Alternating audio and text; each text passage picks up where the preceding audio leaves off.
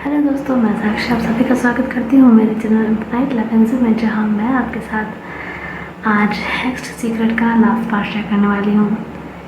So yes guys, ये इस तरह का लास्ट चैप्टर है एंड फाइनली इतने टाइम बाद लाइक 9 महीने के बाद फाइनली आज हम इसके अंत तक पहुँच ही गए हैं।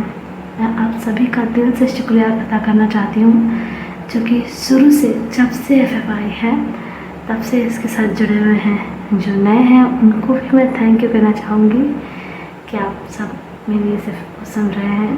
Thank you so much, thank you so so so much guys. And मैं बहुत ज़्यादा क्षमा प्रार्थी भी हूँ, क्योंकि मुझे बिकॉज ऑफ सम रीजंस इसको बीच में रोकना पड़ा था।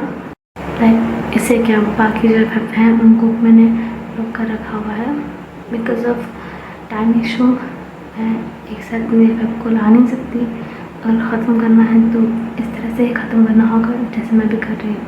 सो उसके लिए भी मैं बहुत क्षमा प्रार्थी हूँ। इसको मैंने 6 महीने बाद रीस्टार्ट किया था। So I am so sorry guys and thank you once again. And मैं सच में अगर किसी का सबसे ज़्यादा शुक्रिया अदा करना चाहूँगी तो वो प्रिंसिपल की एडमिन और मेरी प्यारी दोस्त वेंकटेश में करना चाहूँगी। लाइक ये स्टोरी अगर ज़रा सी भी अच्छी बनी है ना, तो इसका बहुत सारा क्रेडिट, लाइक लिटरली में बहुत सारा क्रेडिट जाता है वेंकटेश सिंह को। लाइक उन्होंने बहुत हेल्प की है, बहुत ज़्यादा।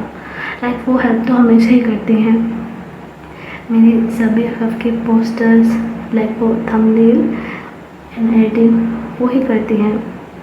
कभी उनसे कहने की ज़रूरत नहीं पड़ती। वो सच में बहुत काइंड है एंड उन्होंने इस FF के लिए भी बिना मेरे बोले ही सब कर दिया था। एंड मुझे इस FF में उन्होंने बहुत हेल्प की है। लाइक सच में बहुत हेल्प की है। अगर मैं उनकी हेल्प ना लेती, लाइक उन्होंने मुझे आइडियाज़ ना दिए होते, तो भगवान जाने FF कैसी बनती। लाइक प्लॉट जो है वो तो खैर मेरा ही है, उसकी भी एक अलग कहानी है, मैं आपको बताऊंगी। एंड लेकिन इसमें उन्होंने इतने आइडियाज़ दिए हैं, मुझे गाइड किया है, कुछ सीन्स भी उन्होंने मुझे दिए हैं जिसकी वजह से ये FF इंटरेस्टिंग हुई है। तो मैं बहुत बहुत शुक्रिया अदा करना चाहूँगी उनका। सच में अगर ये FF ज़रा से भी अच्छी बनी है तो ये उन्हीं के कारण है। एंड अब मैं आपको इस FF की जो स्टार्टिंग थी वो बताती हूँ कि इसका आइडिया मुझे कैसे आया था। सो ऐसा था ना कि आप सभी को शायद याद होगा, ये हैलोवीन के दिन मैं लेकर आई थी। लाइक उस दिन हैलोवीन भी था और दिवाली भी। सो सीन ये था ना कि मुझे हैलोवीन के लिए एक FF लाने का मन था, बट ऑब्वियसली ना तो इतना टाइम था मेरे पास कि मैं जो ऑनगोइंग स्टोरीज़ हैं उनके बीच इसे ला सकूँ, और ना ही आइडिया था। और मुझे हॉरर चीज़ें बहुत पसंद है, तो मुझे मन तो बहुत था, लेकिन उस समय हीलर मुझे ख़त्म करनी थी, वार्डन हीलर, तो मैं ला नहीं सकती थी। सो इसी बीच एक दिन मेरी बहन को एक नाइटमेयर आया था एंड उसमें ऐसा था कि एक ओल्ड लेडी अजीब से क्रीपी से एक लड़के को उसके घर आकर एक कलश देती है और लड़का जैसे ही उसे टच करता है वो पॉजेस्ड हो जाता है। और फिर वो काफ़ी खौफनाक चीज़ें करने लगता है, वो बहुत भयानक हो जाता है। इतना सब कुछ हर्षिता ने, मेरी बहन ने मुझे बताया था। वो काफ़ी डिटेल में सब कुछ बता रही थी एंड तुरंत ही उस नाइट में इंटरेस्टेड हो गई थी। लाइक जितना उसने मुझे बताया था मुझे बहुत मज़ा आया था।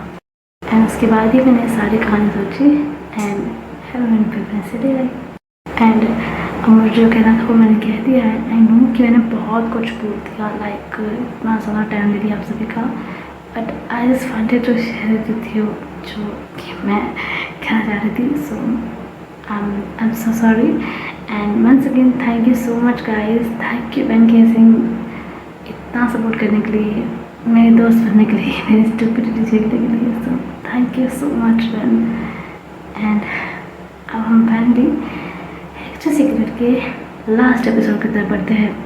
तो पिछले एपिसोड में हमने देखा कि वैन केसिंग जो प्रिंस था उससे कहता है कि वो उसके रास्ते में ना आए एंड उसे परेशान ना करे, ये उसके लिए बेहतर होगा, और वो गुस्से में यहाँ से चला जाता है फिर। एंड वैन केसिंग के जाने के बाद अपना प्रिंस वहाँ पे बहुत रो रहा होता है एंड एक साइड में जो अपना वैनी था वो भी रो रहा होता है जैन की फ़ोटो लेकर, और सेशु भी रो रहा होता है अपने वैन को और जैन को याद करते हुए। अभी हमें वापस से अपने प्रिंस को दिखाया जाता है जो कि वहीं पार्क में रो रहा होता है। उसके थोड़ी दूर पर किन कैन की डेड बॉडी पड़ी हुई होती है।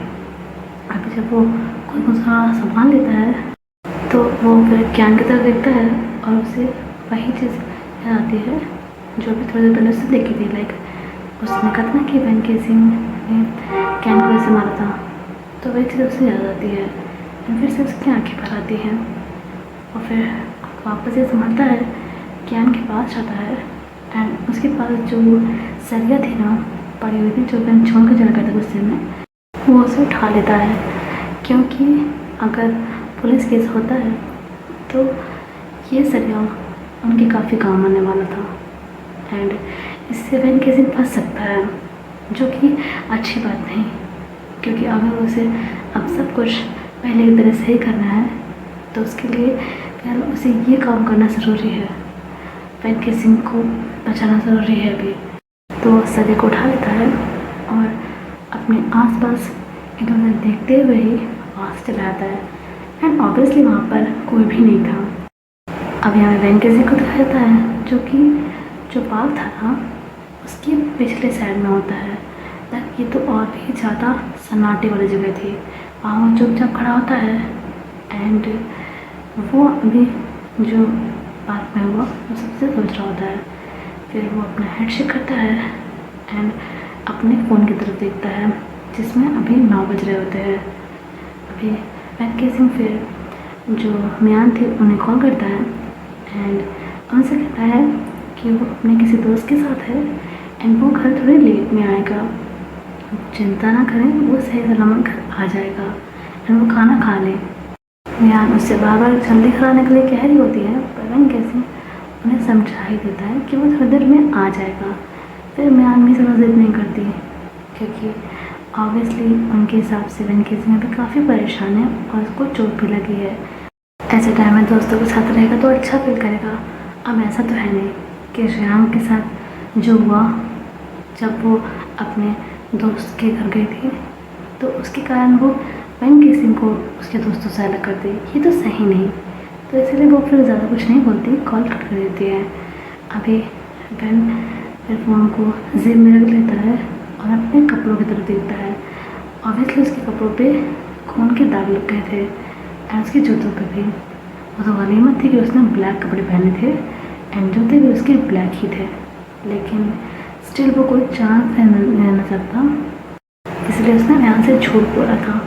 अभी वो वेट कर रहा था कि थोड़ी रात हो जाए तो फिर आराम से घर जा सके, क्योंकि तब तक तो आसपास जो लोग थोड़ा बहुत रहते भी हैं इस टाइम बाहर वो भी नहीं रहेंगे।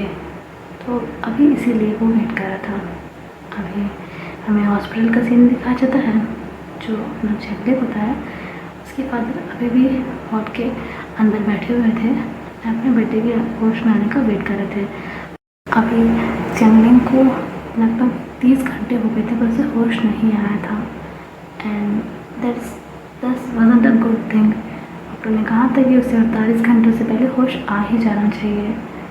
अभी जो जाने के लिए तो बहुत ही परेशान हो रहे थे, अपने बेटे का हाथ पकड़ के बस उसे देख ही जा रहे थे कि उनका बेटा कब होश में आएगा। अब से हम इन्हें चैनलिंग के फादर की जगह मिस्टर झांग कहेंगे। अभी मिस्टर झांग जो कि चैनलिंग का हाथ पकड़े हुए थे वो अचानक से फील करते हैं कि चैनलिंग की उंगलियाँ हिली हैं। वो अभी चारों तरफ देखते हैं तो नोटिस करते हैं कि चैनलिंग की पलकें भी हिल रही हैं और वो तो बहुत ही खुश रहते हैं। वो एकदम से ही जो उनकी चिड़ थी उससे उठते हैं एंड चैनलिंग के पास भी आके थे, चैनलिंग तुम होश आ गया? हाँ, अभी चैनलिंग होता है वो अभी आँख खोलता है एंड ऑब्वियसली वो सबसे पहले जो मिस्टर जानते हैं उन्हें देखता है एंड कुछ समझ नहीं पाता है। लाइक मैंने बहुत हैरानी से देखा था, उसे अभी कुछ भी याद नहीं था। लाइक वो अभी बेहोशी से उठा था एंड मुझे समझ नहीं आता कि वहाँ पे क्यों है। अभी जो मिस्टर झा होते हैं कहते हैं तो पता नहीं बेटा तो बेहोश तुम मुझ पर क्या बीत रही थी। मुझे बहुत खुशी हो रही कि तुम फाइनली होश में हो गए। मैं चैनो उन्हें देखता रहता है तो मैं सोचता है कि वो यहाँ है क्यों। अब वो अपने दिमाग पे जोर डालता है तो उसे पिछले दिन घटी सारी चीज़ें याद आ जाती हैं और वो बहुत ही बुरी तरह से जाता है और उसकी आंखों में वापस से वैन हेल्सिंग का वो भयानक रूप दिखने लग जाता है। अब चैनो तो बहुत ज़्यादा घबरा जाता है, उसकी सांसें भी उखड़ने लग जाती हैं। वो मिस्टर झांग का हाथ बहुत तेज़ से पकड़ता है, उसकी आंखें भी बिल्कुल बराबर से हो जाती हैं। अभी जो अपने झांग होते हैं मिस्टर झांग वो कहते हैं झांगनी क्या हुआ, झांगनी रिलैक्स रिलैक्स ओके कुछ नहीं हुआ है, मैं हूँ यहाँ पे, क्या हुआ। अभी जो अपना झांगनी होता है वो कहता है पापा वो कहते हैं बेटा क्या हुआ कुछ तो बोलो क्या हुआ। अच्छा ठीक है तुम कुछ मत बोलो, तुम अभी आराम करो, मैं हूँ यहाँ पे, कोई नहीं आ रहा है, कोई तुम्हें हर्ट नहीं कर रहा। जो भी कुछ बात होगी हम बाद में बात कर लेंगे, अभी कुछ मत बोलो, तुम रेस्ट करो। अभी अपना जाने कहता है नहीं नहीं पापा पापा हनी अभी वो नहीं कहता है। एंड जो अपने मिस्टर जहाँ थे उनके चेहरे का रंग उड़ जाता है। वो कहते हैं हनी हनी क्या बेटा। अभी यहाँ से हमारा सीन शूट होता है, हमें थोड़ी देर बाद का सीन दिखा जाता है एंड हमें यहाँ से वैन केसिंग को दिखा जाता है जो कि अभी रात तो हो गई थी, लाइक हम 11 बज गए थे। तो वो आराम से जो उसका घर था उसकी तरफ आने लग जाता है एंड वहाँ पे कोई भी नहीं था, लाइक सब अपने घर सो गए थे। तो घर आता है, घर का गेट खुला ही हुआ था, वो आता है सीधा ही तेज़ कदमों से अपने कमरे की तरफ चला जाता है। एंड जो न्यान थी जो कि उसका वेट कर रही थी वो वैन को देखती है, वो कहती वैन वैन वैन रुको तो। वैन तुरंत से अपने कमरे में चला जाता है और जाकर रूम लॉक कर लेता है। आगे वो तुरंत से फिर जो कपड़ था कपड़ के पास आता है और उससे अपने लिए एक जो ड्रेस निकालता है, वो जो जूते थे उन्हें भी उतार देता है एंड उन्हें पॉलिथीन में बांध देता है, इनसाइड कर देता है। एंड फिर वो तुरंत से नहाने चला जाता है। एंड जो मिसेज एन थी वो तो बाहर दरवाज़ा ही पीटती रहती है, दरवाज़ा खोलो क्या हुआ कुछ तो बोलो। एंड जो ब्रदर होता है वो बाथरूम में नहाने लग जाता है एंड वो खुद भी अभी काफ़ी परेशान था क्योंकि इसलिए कि कोई चांस नहीं देना चाहता। वो इस तरह से अचानक से ऊपर आ गया और लॉक कर लिया एंड नैन बाहर दरवाज़ा पीट रही है एंड वो ये नहीं चाहता कि कभी भी न्यान एंड जो मिस्टर उन्हें पता चले, इसीलिए वो इतने जल्दी में आया था कि उन्हें कोई शक में ना हो। वो बेड की जो स्मेल है वो भी ना स्मेल कर पाए क्योंकि खून जब सूख जाता है तो उसमें से स्मेल आती है, इसलिए वो भागते हुए तुरंत अपने रूम में आया और रूम लॉक कर लिया। एंड अब वो ये नहीं चाहता कि उन्हें कुछ पता चले क्योंकि अगर ऐसा हो तो उन्हें भी मारना होगा एंड वो उन दोनों की जान नहीं लेना चाहता, बिल्कुल भी नहीं। उसे उन लोगों की जान नहीं लेनी है, उसे ना प्रिंस को मारना है ना उन लोगों को मारना है बिकॉज ऑब्वियसली उसे कभी बचपन में प्यार नहीं मिला और यहाँ वैन केसिंग की बॉडी में आकर उसे यहाँ पे वैन केसिंग के हिस्से का प्यार मिल रहा है तो और जिस सेल्फिश है वो और सेल्फिश हो गया है। उसे ये लोग चाहिए अपनी लाइफ में एंड वो इन्हें हर्ट भी नहीं करना चाहता। तो उसे गुस्सा आ रहा था कि वो अभी मियान को बाहर खड़ा कर रखे हुए हैं, वो दरवाज़ा पीट रहे हैं, तो उसे अच्छा नहीं लग रहा था। वो तुरंत से अपने आप को क्लीन अप करता है, जो ब्लड लगती है उसे साफ कर देता जल्दी जल्दी एंड फिर कपड़े बदल के वापस आता है। आसपास देखता है कि कुछ ऐसा सस्पिशियस है तो नहीं, ना कुछ भी नहीं होता। वो तुरंत गेट खुलता है, अभी मियान उसे एक तमाचा मार दी खींचे। अभी वो कहता है मम्मी क्या हुआ। अभी मियान कहती है समझते क्या हो तुम अपने आप को, 15 मिनट से मैं दरवाज़ा पीट रही हूँ, तेरे से मैं आवाज़ लगा रही हूँ, जब तुम तंद्रा तुम ऊपर चले आया तब भी मैं तुम्हें आवाज़ लगा रही थी, तुम्हें सुनाई नहीं पड़ता। अभी मैंने कहता है मम्मी वो मेरा झगड़ा हो गया था मेरे दोस्त से तो मैं थोड़ा अपसेट था, बस और कुछ नहीं हुआ। अभी मियाँ कहती है इस वजह से तुम मुझे यहाँ पे इतना परेशान कर रहे हो, ये अच्छी बात है। अभी बहन कहता है मम्मी सॉरी, आइंदा से ऐसा नहीं करूँगा, पक्का नहीं करूँगा, कसम से नहीं करूँगा ऐसा, अब गुस्सा मत कीजिए प्लीज़। अभी मियाँ कहती है तुम इतने अजीब हो गए हो ना फिर, अब तो मुझे तुम्हें बाहर भेजते हुए डर लगता है। जब बाहर रहते हो मेरा दिल घबराता रहता है कि पता नहीं इस बार कौन सी मुसीबत अपने गले डाल के आओगे तुम। कभी एक्सीडेंट होते डर जाता है, कभी एक्सीडेंट हो जाता है, और आज तो तुमने हाथ ही कर दी, तो मेरी कोई चिंता है कि नहीं। अभी बहन कहता है mummy mummy I am sorry, आइंदा से ऐसा नहीं करूँगा, आई प्रॉमिस, प्लीज़ इस बार माफ़ कर दीजिए। मेरी मैम कहती है किस किस चीज़ के लिए माफ़ करूँ, आज इस चीज़ के लिए माफ़ करूँगी, कल तुम कुछ और करोगे। अभी मैंने अपने हाँ कर देता है और कहता है मम्मी पक्का कुछ नहीं करूँगा, प्लीज़ इस बार माफ़ कर दीजिए, आपका अच्छा बच्चा बन के दिखाऊँगा, प्लीज़ इस बार माफ़ कर दीजिए प्लीज़। मैम फिर से खुद से दूर रहती है और कहती है भूख लगी है। अभी मैम कहता है आपने खाना खाया। अभी मैम कहती है जिसका लड़का 11 बजे तक घर नहीं आया है वो माँ खाना खाएगी। अभी मैंने स्माइल करता हुआ कहता है तो ठीक है हाँ बेटा साथ में खाना खाते हैं। अभी म्यान कहती है अपने पापा को भी उठा दो, तुम्हारा वेट करते करते सो गए बेचारे, उन्होंने भी कुछ नहीं खाया। विवन कहता है ठीक है अब चलिए मैं पापा को लेकर आता हूँ। और म्यान फोन करते हैं। अभी वो जाना थी तो विवन पीछे से कहता है मम्मी। अभी वो उसको देखते हैं, विवन कहता है आपने मुझे माफ़ तो कर दिया है ना। अभी मैंने स्माइल करती है और फिर हाँ में से लगाती है। अभी मैन भी फिर स्माइल करता है, वह फिर चली जाती है। एंड मैन फिर जाता है मिस्टर जैन को उठाने के लिए खाने के लिए। उसके बाद उठती है रखकर खाना खाते हैं। अभी हमें थोड़ी देर बाद का सीन दिखा जाता है और अब हमें शिशु को दिखाया जाता है जो कि सो रहा होता है। अभी शिशु की आँख फिर खोलती है एंड वंस अगेन वो खुद को वहीं पर पाता है, उसी जगह, उस अंधेरी जगह जहाँ बेताज ठंड रहती है एंड ग्रे कलर का धुआं रहता है। अभी शिशु अपने आप को वहाँ देख कर एक बार तो वापस से इरिटेट हो जाता है और वो उठ के ऊपर खड़ा हो जाता है एंड अपने आसपास देखने लग जाता है एंड वो वेट कर ही रहा होता है। लाइक मुझे पता था थोड़ी देर में उसे रोने की आवाज़ आएगी एंड ऐसा होता भी है, उसे रोने के बाद फिर से आना जाती है। अभी वह मन में कहता है आज तो पता लगा कर आऊँगा कि कौन है जिसकी आवाज़ मुझे हमेशा यहाँ सुनाई देती है रोते हुए, जिसको रोता जानकर मेरा दिल रोता है। आज तो कुछ भी हो जाए मैं जान कर रहूँगा ये कौन है। अभी वो ये कहकर तेज़ कदमों से उस डायरेक्शन में जाने जाता है जहाँ से वो रोने की आवाज़ आ रही होती है एंड एक पॉइंट पर आके वापस से वो नेगेटिव एनर्जी उसे पीछे की तरफ खींचने लग जाती है। शिशु बहुत कोशिश कर रहा होता है आगे जाने की, पर वो एनर्जी उसे खींच रही होती है, लेकिन शिशु आज ठान के आया था कि आगे तो वो जाकर रहेगा। वो उस एनर्जी से लेने की बहुत कोशिश कर रहा होता है बट वो एनर्जी उसे खींचे जा रही होती है।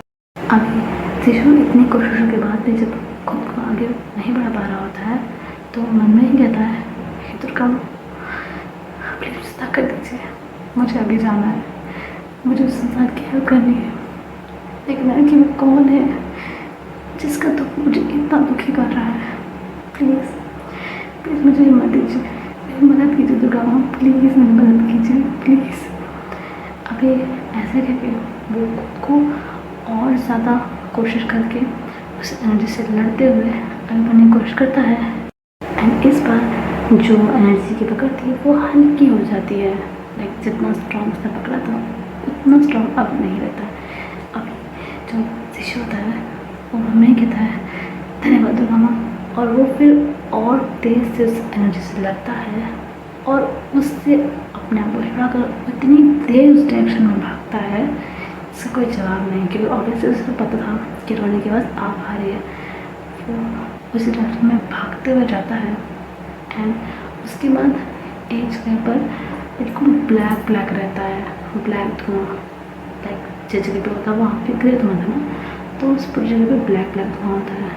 अभी वो उस धुएँ को हटाते हुए अंदर की तरफ जाता है एंड वहाँ पर जितना अंदर वो जा रहा था उतना ही जो काला धुआं था वो हल्का हो रहा था एंड अंदर की तरफ जा रहा था और वो धुआं हल्का हो रहा था। अभी मतलब धुआं ख़त्म में तो धुआं था बट इतना हल्का हो गया था कि अगर कोई सामने तो उसे दिख जाए। अभी वो वहाँ पे देखता है कि थोड़ी दूरी पर एक दीवार जैसी है जिसके पास एक फिगर दिखा है उसे।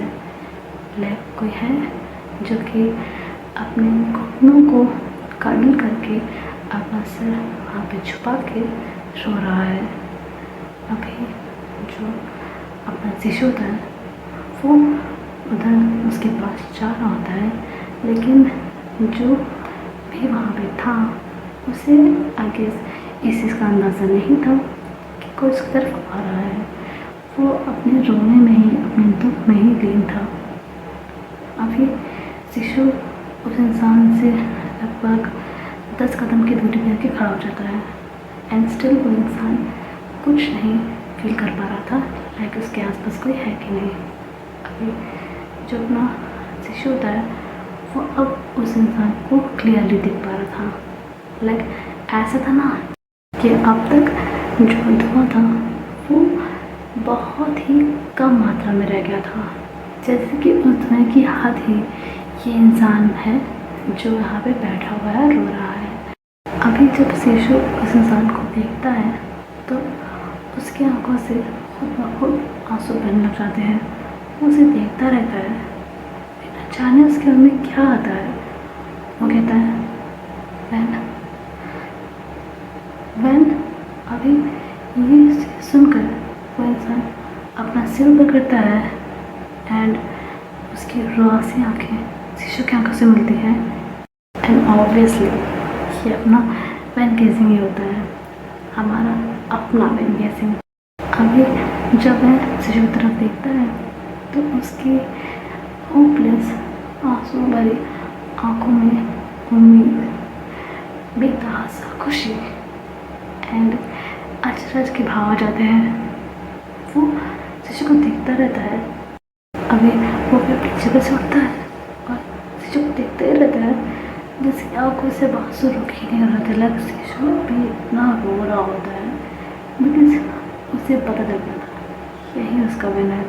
अब उसे समझ में आ रहा था कि उसके आने का मतलब क्या है, उसे क्यों वैन गेजिंग के रोने से इतना फर्क पड़ रहा था, क्यों वो यहीं आना चाहता था।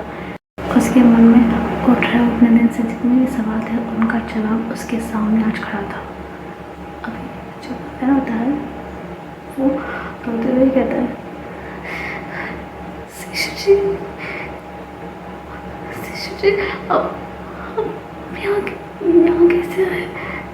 अभी जो अपना शिशु था कहता है वैन तुम यहाँ पर। अब वो इतना ही होता है तभी वैन कहता है मुझे यहाँ से नीचे प्लीज मुझे यहाँ से नीचे प्लीज। उस स्पिरिट ने मुझे यहाँ पे कैद के रखा, मुझे अपने साथ ले चले, मैं यहाँ नहीं रह पाऊँगा। अभी शिशु एकदम ही हैरान हो जाता है। वो कहता है एविल स्पिरिट। फिर वो बेड के जो भी एरिया था उससे कहना सोचता रहता है और वो अपना माथा पीटता है और हमें ही कहता है मतलब वो कोई इम्पोस्टर नहीं है, बेड के शरीर में कोई और है, कोई एविल स्पिरिट। अभी वो फिर बेड की तरफ देखता है, फिर कहता है डोंट वरी, मैं तुम्हें यहाँ से लेकर जाऊँगा, ट्रस्ट मी। अभी वैन हाँ में सिर लाता है। अभी शिशु कहता है वैन मेरी बात का जवाब दो, ये सब कब हुआ है। उसी दिन जब मैंने तुम्हें ब्रेसलेट दिया था उसके दूसरे दिन अभी जो अपना वैन होता है वो हाँ में सिर लाता है। अभी वैन कुछ बोलने वाला होता है तभी अचानक से उनके बीच में एक काले कलर की आकृति वाली एंटिटी आ जाती है, लाइक जिसका शरीर दिख नहीं रहा था। लाइक ऐसा लग रहा था कि उसका शरीर का स्ट्रक्चर जो था, पर हाथ पैर कुछ नजर नहीं आ रहे थे, सब काला था, सब काला। लेकिन अभी जो अपना शिशु था वो उसने इतना तो समझ गया था कि वो बहुत क्रोधित है। लाइक ऑब्वियसली शिशु उसका फेस वेस कुछ देख नहीं सकता था, लाइक उसे कुछ भी उसका बॉडी एक्सप्रेशन समझ में नहीं आया था, बट स्टिल वो फील कर पाया था कि वो एंटिटी काफ़ी क्रोधित है। वो एंटिटी एकदम से चिल्लाती है एंड वो चिल्लाना बहुत ही लाउड था। एंड उसी चीख के साथ ही अपना जो शिशु उसकी नींद वापस से खुल जाती है। अभी वो अपने बेड पे था, वो एकदम से अपने बेड पे नहीं उठता है एंड अपने आसपास के सामने देखता है और कहता है मुझे सब बचाना होगा, मुझे सब बचाना होगा, मुझे कुछ भी करके बचाना होगा, मैं कुछ भी नहीं रहने दूँगा, कुछ भी नहीं रहने दूँगा। अब यही कहता है एंड उसका दिल बहुत तेज़ से धड़कन हो जाता है एंड उसकी आंखों से स्टिल आंसू बह रहे होते हैं। लाइक जैसे आंसू वहाँ पे बह रहे थे वैसे स्टिल उसकी आंखों से आंसू उसमें बह ही रहे थे। लाइक वो जब नींद में भी था तभी वो रो ही रहा था। अभी जो अपना शिशु होता है वो फिर अपने आप को कर्ल करता है, वही सबसे सोच रहा होता है। फिर उसे बहन का वो चेहरा, वो आसा चेहरा, उसकी आँखें उम्मीद भरी हुई, उसका वो कहना कि मुझे यहाँ से ले चलिए, वो सबसे उसे याद आ रही होती हैं। इतने दिनों से वो जो उसका रोना सुन रहा था वो सबसे याद आ रही होती है। वो भी बहुत रो रहा होता है, बहुत ज़्यादा। शिशु अपने आंसू साफ करता है और कहता है बहुत हो गया, बहुत हो गया ये सब, फिर मैं तुमसे बात करता हूँ, तुम्हें वापस ला कर रखूँ। आप चाहे मुझे अपनी जान क्यों न देनी पड़े, पर मैं तुम्हें वापस लाऊंगा। मैं अपनी बेस्ट फ्रेंड के भाई को वापस लाऊंगा, मैं अपने बहन के सिंह को वापस लाऊंगा। अब यहाँ से नेक्स्ट डे को शिफ्ट होता है। हमें वैनिंग का घर दिखा जाता है जहाँ पर शिशु और वैनिंग थे एंड अभी उनके पेरेंट्स यहाँ पे नहीं थे। अभी जब मेरा वैनिंग होता है वो कहता है ये तुम क्या कह रहे हो। अभी शिशु कहता है मैं सच कह रहा हूँ वैनिंग, और यही सच है, यकीन मानो मेरा। अभी जो अपना वैनिंग होता है वो कहता है उनकी बॉडी को किसी स्पिरिट ने पोसेस किया है। अभी शिशु कहता है हाँ यही सच है, वरना तुम मुझे बताओ कोई पोस्टर कहाँ से अचानक से आ जाएगा। एंड चलो वो आ भी गया, लेकिन इतना सिमिलर, मतलब सेम वॉइस सेम शक्ल, लाइक ज़रा सा डिफरेंट नहीं, इतना कौन सिमिलर होता है यार। मैं सच कह रहा हूँ वो कोई पोस्टर नहीं है, वो शरीर वैन का ही है, बस रूह किसी और की है, पर किसकी मुझे नहीं पता। लेकिन वो जो भी है वो बहुत ख़तरनाक है। पता नहीं वो पेन पे क्या क्या जुल्म कर रहा होगा। मैंने हमें कुछ करना होगा, हमें पेन को बचाना होगा। अभी जो मैंने होता है वो फिर जो अपना शिशु था उसके चोलों को पकड़ता है, कहता है हम ज़रूर उसे बचाएंगे, हाँ हम उसे बचाएंगे। अभी तभी उन दोनों को एक आवाज़ आती है, इतना आसान नहीं है उस आत्मा से लड़ना। अभी वैनिंग और शिशु दोनों इंसान की तरफ देखते हैं तो अपना प्रिंस होता है जो कि वैनिंग की आगे दानिश के बिल्कुल बीचों बीच खड़ा होता है। अभी वैनिंग कहता है तुम कौन हो। अभी जो अपना शिशु होता है वो कहता है मैंने तुम रियान के फ्यूनरल पे आए थे ना। अभी जो वैनिंग होता है वो शिशु की तरफ देखता है, प्रिंस कहता है हाँ। अभी शिशु जो होता है वो जो अपना प्रिंस था उसके लिप्स की तरफ देखता है और उसके गालों की तरफ देखता है। उसके लिप्स से खून आ रहा था और उसके गाल सूजे हुए थे, ऐसा लग रहा था जैसे किसी ने पंच मारा है। अभी शिशु कहता है ये सब उसने किया तुम्हारे साथ।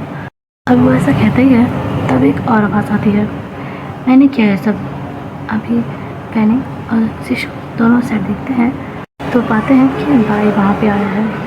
लाइक ऐसा था ना कि बाई जो था वो उस समय दहलीज पर नहीं आया था, वो आ रहा था क्योंकि उसे कार पार्क करनी थी।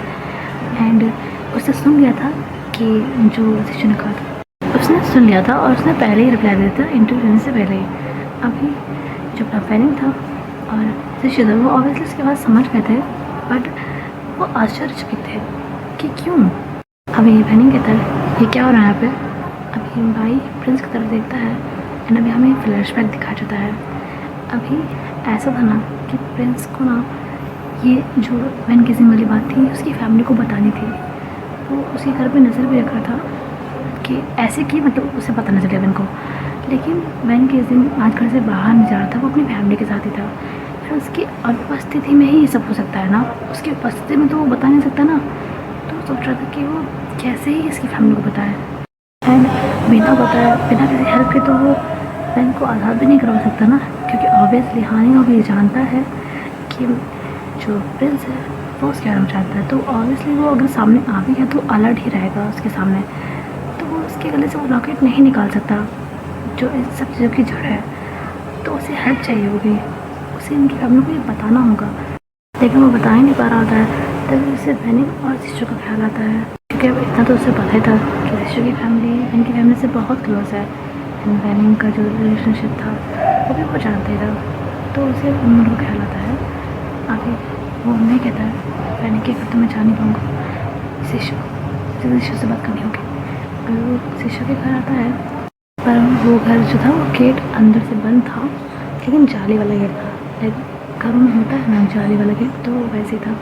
अभी वो गेट उठाता है तो बगीचे में जो सैम बैठा था फ़ोन चला रहा था वो उसकी तरफ देखता है और आता उसके पास और कहता है जी।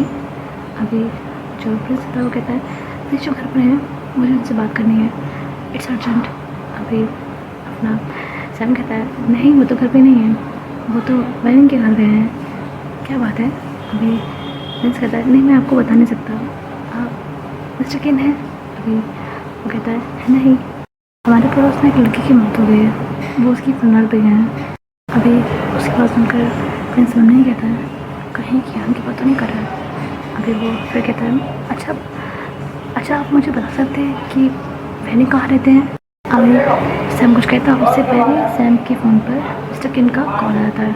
अभी वो फ़ोन की तरफ देखता है और फिर प्रिंस की तरफ देखता है, कहता है एक्सक्यूज़ मी। अभी प्रिंस फ़ोन करता है और वो कॉल पे बात करने लग जाता है एंड जो सैम था उसे टाइम लग रहा था बात करने में। अभी जो अपना प्रिंस होता है वो इधर उधर देख रहा होता है, जिसका कॉल कटे वो कॉल कटने लगा है। तभी उसकी नज़र बाई भी पड़ती है जो कि साउथ के घर की तरफ से गुजर कर कहीं जा रहा होता है। अभी अपना प्रिंस उसे देखता है एंड वो बाइक की हवेली का सोचता है। अभी वो जो शिशु का घर था उसके साइड से हट जाता है एंड बाई के सामने आता है और कहता है हे अभी ये बाई है ना? अभी बाई कहता है जी आप कौन? अभी प्रिंस कहता है दैट डजंट मैटर, आप मुझे वैनिंग के घर ले जा सकते हैं, कहो वैनिंग। अभी बाई उसे देखता रहता है ऊपर से नीचे तक एंड कहता है क्यों, क्या काम है? अभी प्रिंस कहता है आप उनका घर जानते हैं ना? अभी भाई कहता है हाँ, तो मैं क्यों नहीं बता आपको? अभी प्रिंस कहता है देखिए मेरा वहाँ जाना बहुत ज़रूरी है, बहुत अर्जेंट है, ज़िंदगी और मौत का सवाल है, प्लीज़ मुझे लेकर चलिए। अभी भाई अपनी आँख फोन करता है और कहता है मैंने माथे पे कैसे लिखा है, सीधे सीधे बताओ मैटर क्या है वरना भूल जाओ। अभी प्रिंस कहता है देखिए मैं आपको पूरी बात नहीं बता सकता, मैं कुछ गलत नहीं करना चाहता हूँ, जो गलत मैं कर चुका हूँ उसे सही करना चाहता हूँ, मुझे आपकी मदद की ज़रूरत है, मुझे वैनिंग के पास जाना है अभी प्लीज़। अभी भाई कहता है कितना है ज़रूरी है तो घर चलिए, घर में आंटी हैं अंकल हैं वैन है, आने अपनी प्रॉब्लम बताइए, वो ज़रूर आपकी हेल्प करेंगे, आपको वैनिंग तक ले जाएंगे। अभी फ्रेंड्स कहते हैं मैं नहीं जा सकता, मैं नहीं जा सकता तो यहाँ आपके साथ बहस क्यों करता? अभी भाई कहता है देखो बेहतर होगा कि तुम मुझे फिर बात बता दो, क्योंकि अब भले ही तुम्हें वहाँ पे लेकर जाऊँ ना जाऊँ, पर बात तो मैं पूरी जानकर रहूँगा, क्योंकि ये फ्रेंड की फैमिली से रिलेटेड है, साफ साफ बताओ क्या बात है। अभी प्रिंस कहता है ठीक है मैं आपको पूरी बात बता दूँगा, लेकिन आपको वचन देना होगा कि आप मुझे वैनिंग के घर लेके चलेंगे, वचन दीजिए। अभी भाई कहता है तुम उस सिचुएशन में नहीं हो कि मेरे समक्ष शर्त रखो, तो साफ साफ बताओ। अब प्रिंस उसे सारी बात बता देता है A to Z एंड जब भाई ये सुनता है वो तो बिल्कुल ही आग बबूला हो जाता है, वो उसे गुस्से में देखता रहता है और कहता है ये जो तुम कह रहे हो ये सब कोई गंदा प्रैंक है राइट? अभी प्रिंस कहता है नहीं, ये सब सच है। अभी भाई एकदम ही प्रिंस के फेस पे पंच मारता है एंड वो उस पंच से समझ पाता, उससे पहले ही भाई दोबारा से उसे पंच मारता है। उसको पूरा तो करता है और कहता है बास्टर्ड, इतना सब करने के बाद भी तुम्हारी हिम्मत की दाद देनी पड़ेगी जो मेरे सामने खड़े हो। प्रिंस कहता है आप जितना मारना मुझे मार लीजिएगा, पहले प्लीज़ मुझे वैनी के पास ले चलिए प्लीज़। अगर वैनी को बचाना है तो मेरा वहाँ जाना बहुत ज़रूरी है, प्लीज़ वैनी के लिए मुझे वहाँ ले चलिए। अभी भाई प्रिंस का हाथ छोड़ देता है और गुस्से में उससे कहता है चलो मेरे साथ।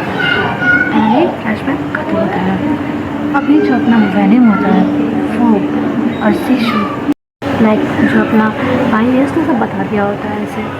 अभी जो वैनिंग होता है वो एकदम मुझे तरफ बढ़ता है और वो उसे पंच मारता है और वहाँ काला तो करता है और कहता है हरामजादे, किस जन्म को बदल लिया तूने मुझसे, हम तो तुम्हें जानते भी नहीं थे, क्यों किया तुमने ऐसा? तुम्हारे भाई ने सुसाइड कर लिया, इसमें हमारी क्या गलती थी? मेरी क्या गलती थी? क्यों किया तुमने ऐसा? आज जाकर समझ में आया कि कोई कितना स्वार्थी हो सकता है। और अगर वो वापस से उसे पंच मारने वाला होता है तो जीशु से रोक लेता है। जीशु कहता है नहीं वैनी, अभी जो अपना वैनी होता है वो कहता है नहीं जीशु, आज मैं इसे जान से मार दूँगा। इसके कारण ही हमारा बेटा हमसे इतना दूर चला गया, इसके कारण मेरी शाप पे छोड़ के चली गई, सब कुछ इसकी वजह से हुआ है। अभी जीशु कहता है वैनी प्लीज़ काम डाउन, मैं कह रहा हूँ ना प्लीज़ काम डाउन। अभी जब वैनी होता है प्रिंस को दिखता है और फिर उसे छोड़ देता है। अभी जो अपना जीशु होता है प्रिंस की तरफ देखता है, गुस्सा तो उसे भी बहुत आ रहा था बट वो अपने गुस्से को फिलहाल शांत करने की कोशिश कर रहा था। वो कहता है ये सबको ठीक कैसे किया जा सकता है? अभी प्रिंस कहता है first of all I am sorry, जो कुछ भी हुआ अपने स्वार्थ में इतना अंधा हो गया था कि कुछ सही गलत नहीं देखा मैंने, बस मैंने को देखा और ये सब कुछ कर दिया। लेकिन अब मुझे खुद नहीं पता कि वो कौन सी स्पिरिट है जिसने मुझसे सब करवा दिया। I don't know. अभी वो इतना ही कहता है, तभी जो चैंगली होता है वो वहाँ पे आता है और वो कहता है और मैं जानता हूँ वो कौन है। अभी ऐसा था ना कि चैंगली ने अपने फादर को जो सारी बातें वो बता दी थी एंड ऑब्वियसली उसके फादर ने बिलीव भी किया था। अभी चैंगली को बहुत ज़्यादा गिल्ट फील हो रहा था, उसे ऐसा लग रहा था कि उसने हानि को मार दिया एंड अब उसके कारण से ही हानि की जो सोल है वो वैनी सिंह की बॉडी में आ गई। उसे बहुत गिल्ट हो रहा था, इसलिए वो चाहता था कि जो उसके डैड हैं वो किसी तरह से वैनी सिंह के बारे में पता लगाएं एंड उसकी फैमिली को वार्न करे ताकि वो लोग कुछ करें इस रोग को निकालने के लिए वैनी सिंह के शरीर से एंड वैनी सिंह को वापस से नॉर्मल कर पाए। चैंगली बहुत ज़्यादा परेशान था इस चीज़ को लेकर। अभी जो उसके डैड थे वो जो उसके बॉस थे जिससे उनका काफ़ी अच्छा सा व्यवहार था, उन्हें कहते हैं कि उन्हें एक इंसान को ढूंढना है एंड चैंगली से उसका स्केच बनवाते हैं एंड उनके बॉस से हेल्प लेते हैं कि मतलब इस इंसान को ढूंढने में उनकी मदद करें एंड उनके बॉस बिना कुछ पूछे बिना कोई सवाल किए वो काम करते भी हैं एंड सुबह तक वैनी सिंह के बारे में सारी जानकारी उनके पास जाती है। अभी चैंगली जो कि जस्ट बेहोशी से उठा था वो खुद जाकर वैनी सिंह की फैमिली को इसे बताना चाहता था एंड वो आया भी था ज़बरदस्ती, लाइक डॉक्टर्स नर्सेज उसके फादर सब मना कर थे बट वो स्टिल इतना गिल्ट में था कि वो जल्दी अपने फादर के साथ आया भी था। लेकिन वो घर के अंदर नहीं जा पाया था क्योंकि उसने बाहर का जो लोहे का गेट था उसे देखा था वैनी सिंह को अंदर, तो वो नहीं जा पाया था अंदर उसकी फैमिली से बात करने के लिए और ना इसके फादर जा पाए थे। अभी जो इन्फॉर्मेशन उसके पास थी उसके हिसाब से फिर उसे साजिश से बात करनी थी, लाइक उसको उसके फादर को, बट अगेन साजिश तो वैनी के घर में था। इस बारे में भी सैम ने ही उन दोनों को बताया था एंड सैम बस लाइक क्या बात है, सुबह से अनजान लोग आके अफसर के घर पहुँच रहे हैं बट वो बताया था कि वो वैनी के घर पे गए हैं। अभी जो मिस्टर थे वो बोलते हैं कि उन्हें वैनी के घर जाना है एंड वो उन्हें लेकर चले। सैम मना कर देता है बट स्टिल वो उसे किस तरह से मैनिपुलेट करके मैनिपुलेट के करना उसे समझा कर इमोशनल ब्लैकमेल करके उसे मना ही लेते हैं एंड अभी भी मिस्टर किन घर पे नहीं थे। वो फिर उन्हें यहाँ पर ले आता है। अब ये फ्लैशबैक एंड होता है, हमें चैंगनिंग के फादर और सैम को दिखाया जाता है, जो कि तीनों वहाँ पे खड़े थे। एंड सैम तो इतना कंफ्यूज था, उस बेचारे को तो कुछ समझ में नहीं आ रहा था कि यहाँ पे क्या हो रहा है। अभी जो चैंगनिंग होता है वो फिर अपने फादर के सपोर्ट से उन लोगों के करीब आता है और कहता है उस आत्मा के बारे में मैं जानता हूँ, क्योंकि ये सब कुछ मुझसे शुरू हुआ था। अभी वेनिंग कहता है क्या मतलब? अभी चैंगनिंग उन्हें सारी बात बताता है कि मतलब क्या क्या हुआ, कैसे कैसे हुआ। अभी यहाँ पर जितने भी लड़के खड़े थे सब उसकी बात सुन के बहुत ज़्यादा शॉक्ड हो गए थे, इवन प्रिंस भी। अभी चैंगनिंग कहता है आई एम सॉरी, ये सब मेरे कारण हो रहा है, ये सब कुछ मेरी वजह से हो रहा है एंड अब सभी को मेरी वजह से बहुत प्रॉब्लम फेस करनी पड़ रही है। अभी वेनिंग कहता है नहीं बेटा, तुम्हारी इन सब में कोई गलती नहीं है, खुद को किसी भी तरह से ब्लेम मत करो, तुमने जो कुछ भी किया वो अपने सेल्फ डिफेंस में था। अभी चैंगनिंग आया तो यहाँ पे इसीलिए था कि वो साजिशो और वेनिंग को सब बता सके, लाइक वेनिंग के साथ जो भी कुछ हो रहा है, बट उससे ज़्यादा कुछ करने की ज़रूरत ही नहीं पड़ी थी, वेनिंग को तो सब पहले से ही पता था। अभी फिर जो अपना शिशु था वो कहता चैंगनिंग थैंक यू यहाँ आने के लिए, और अब तुम हॉस्पिटल जाओ। फिर वो मिस्टर चैंग की तरफ देखता है और कहता है आप इसे ले जाइए। चैंगनिंग कहता है नहीं, मैं नहीं जाऊँगा जब तक मैं ठीक नहीं हो जाता। अभी प्रिंस कहता है चैंगनिंग मुझे पता तुम गिल्ट फील कर रहे हो, पर तुम्हें किसी तरह का गिल्ट फील करने की ज़रूरत नहीं है, यहाँ गिल्टी सिर्फ मैं हूँ, ये सब कुछ मेरे कारण हो रहा है। अभी वो मिस्टर चैंग की तरफ देखता है और कहता है प्लीज़ इसे ले जाइए। अभी चैंगनिंग बहुत मना कर रहा होता है, लेकिन जो मिस्टर चैंग थे वो फिर उसे लेके चले ही जाते हैं। अभी सैम, बाई, प्रिंस, वेनिंग और जिशु वहीं पे खड़े हुए थे। अभी वेनिंग कहता है तो बताओ इस सबको ठीक कैसे किया जाएगा। अभी प्रिंस कहता है बस उस लॉकेट को वेन के गले से उतारना है। अभी सैम कहता है बस इतना ही, लाइक वो मूवीज़ में दिखाते हैं कि एग्जॉर्सिज्म टाइप का कुछ, यहाँ ऐसा कुछ नहीं करना पड़ेगा। अभी प्रिंस कहता है नहीं, ये सब कुछ उस रॉकेट से शुरू हुआ है, ख़त्म भी उसी से होगा। एंड ये बहुत आसान लग रहा होगा सुनने में, बट ऐसा है नहीं। आप सबने वो कहावत सुनी है बिल्ली के गले में घंटी कौन बांधेगा? ये सिचुएशन उससे भी बहुत ज़्यादा खतरनाक है। पॉसिबली गोशांग की जान उसी ने ली है। चैंगनिंग के साथ जो उसने किया वो तो आप सबने देखा ही, एंड मैंने कल उसे किन कैंग का कत्ल करते देखा है, वो बहुत ज़्यादा ही भयानक है, उसके साथ ये इजी नहीं होगा। अभी जो अपना जिशु होता है वो और सारे लड़के वहाँ पे प्रिंस को छोड़ के जो थे वो सभी हराना चाहते हैं। अभी जिशु कहता है कियान का कत्ल इस हानि ने किया है। अभी जो प्रिंस होता है वो कहता है हाँ मैंने खुद देखा है उसे कल, एंड उसने मुझे धमकी भी दी थी कि मुझे चुप रहना चाहिए वरना वो मेरे साथ भी कियान वाला हाल करेगा।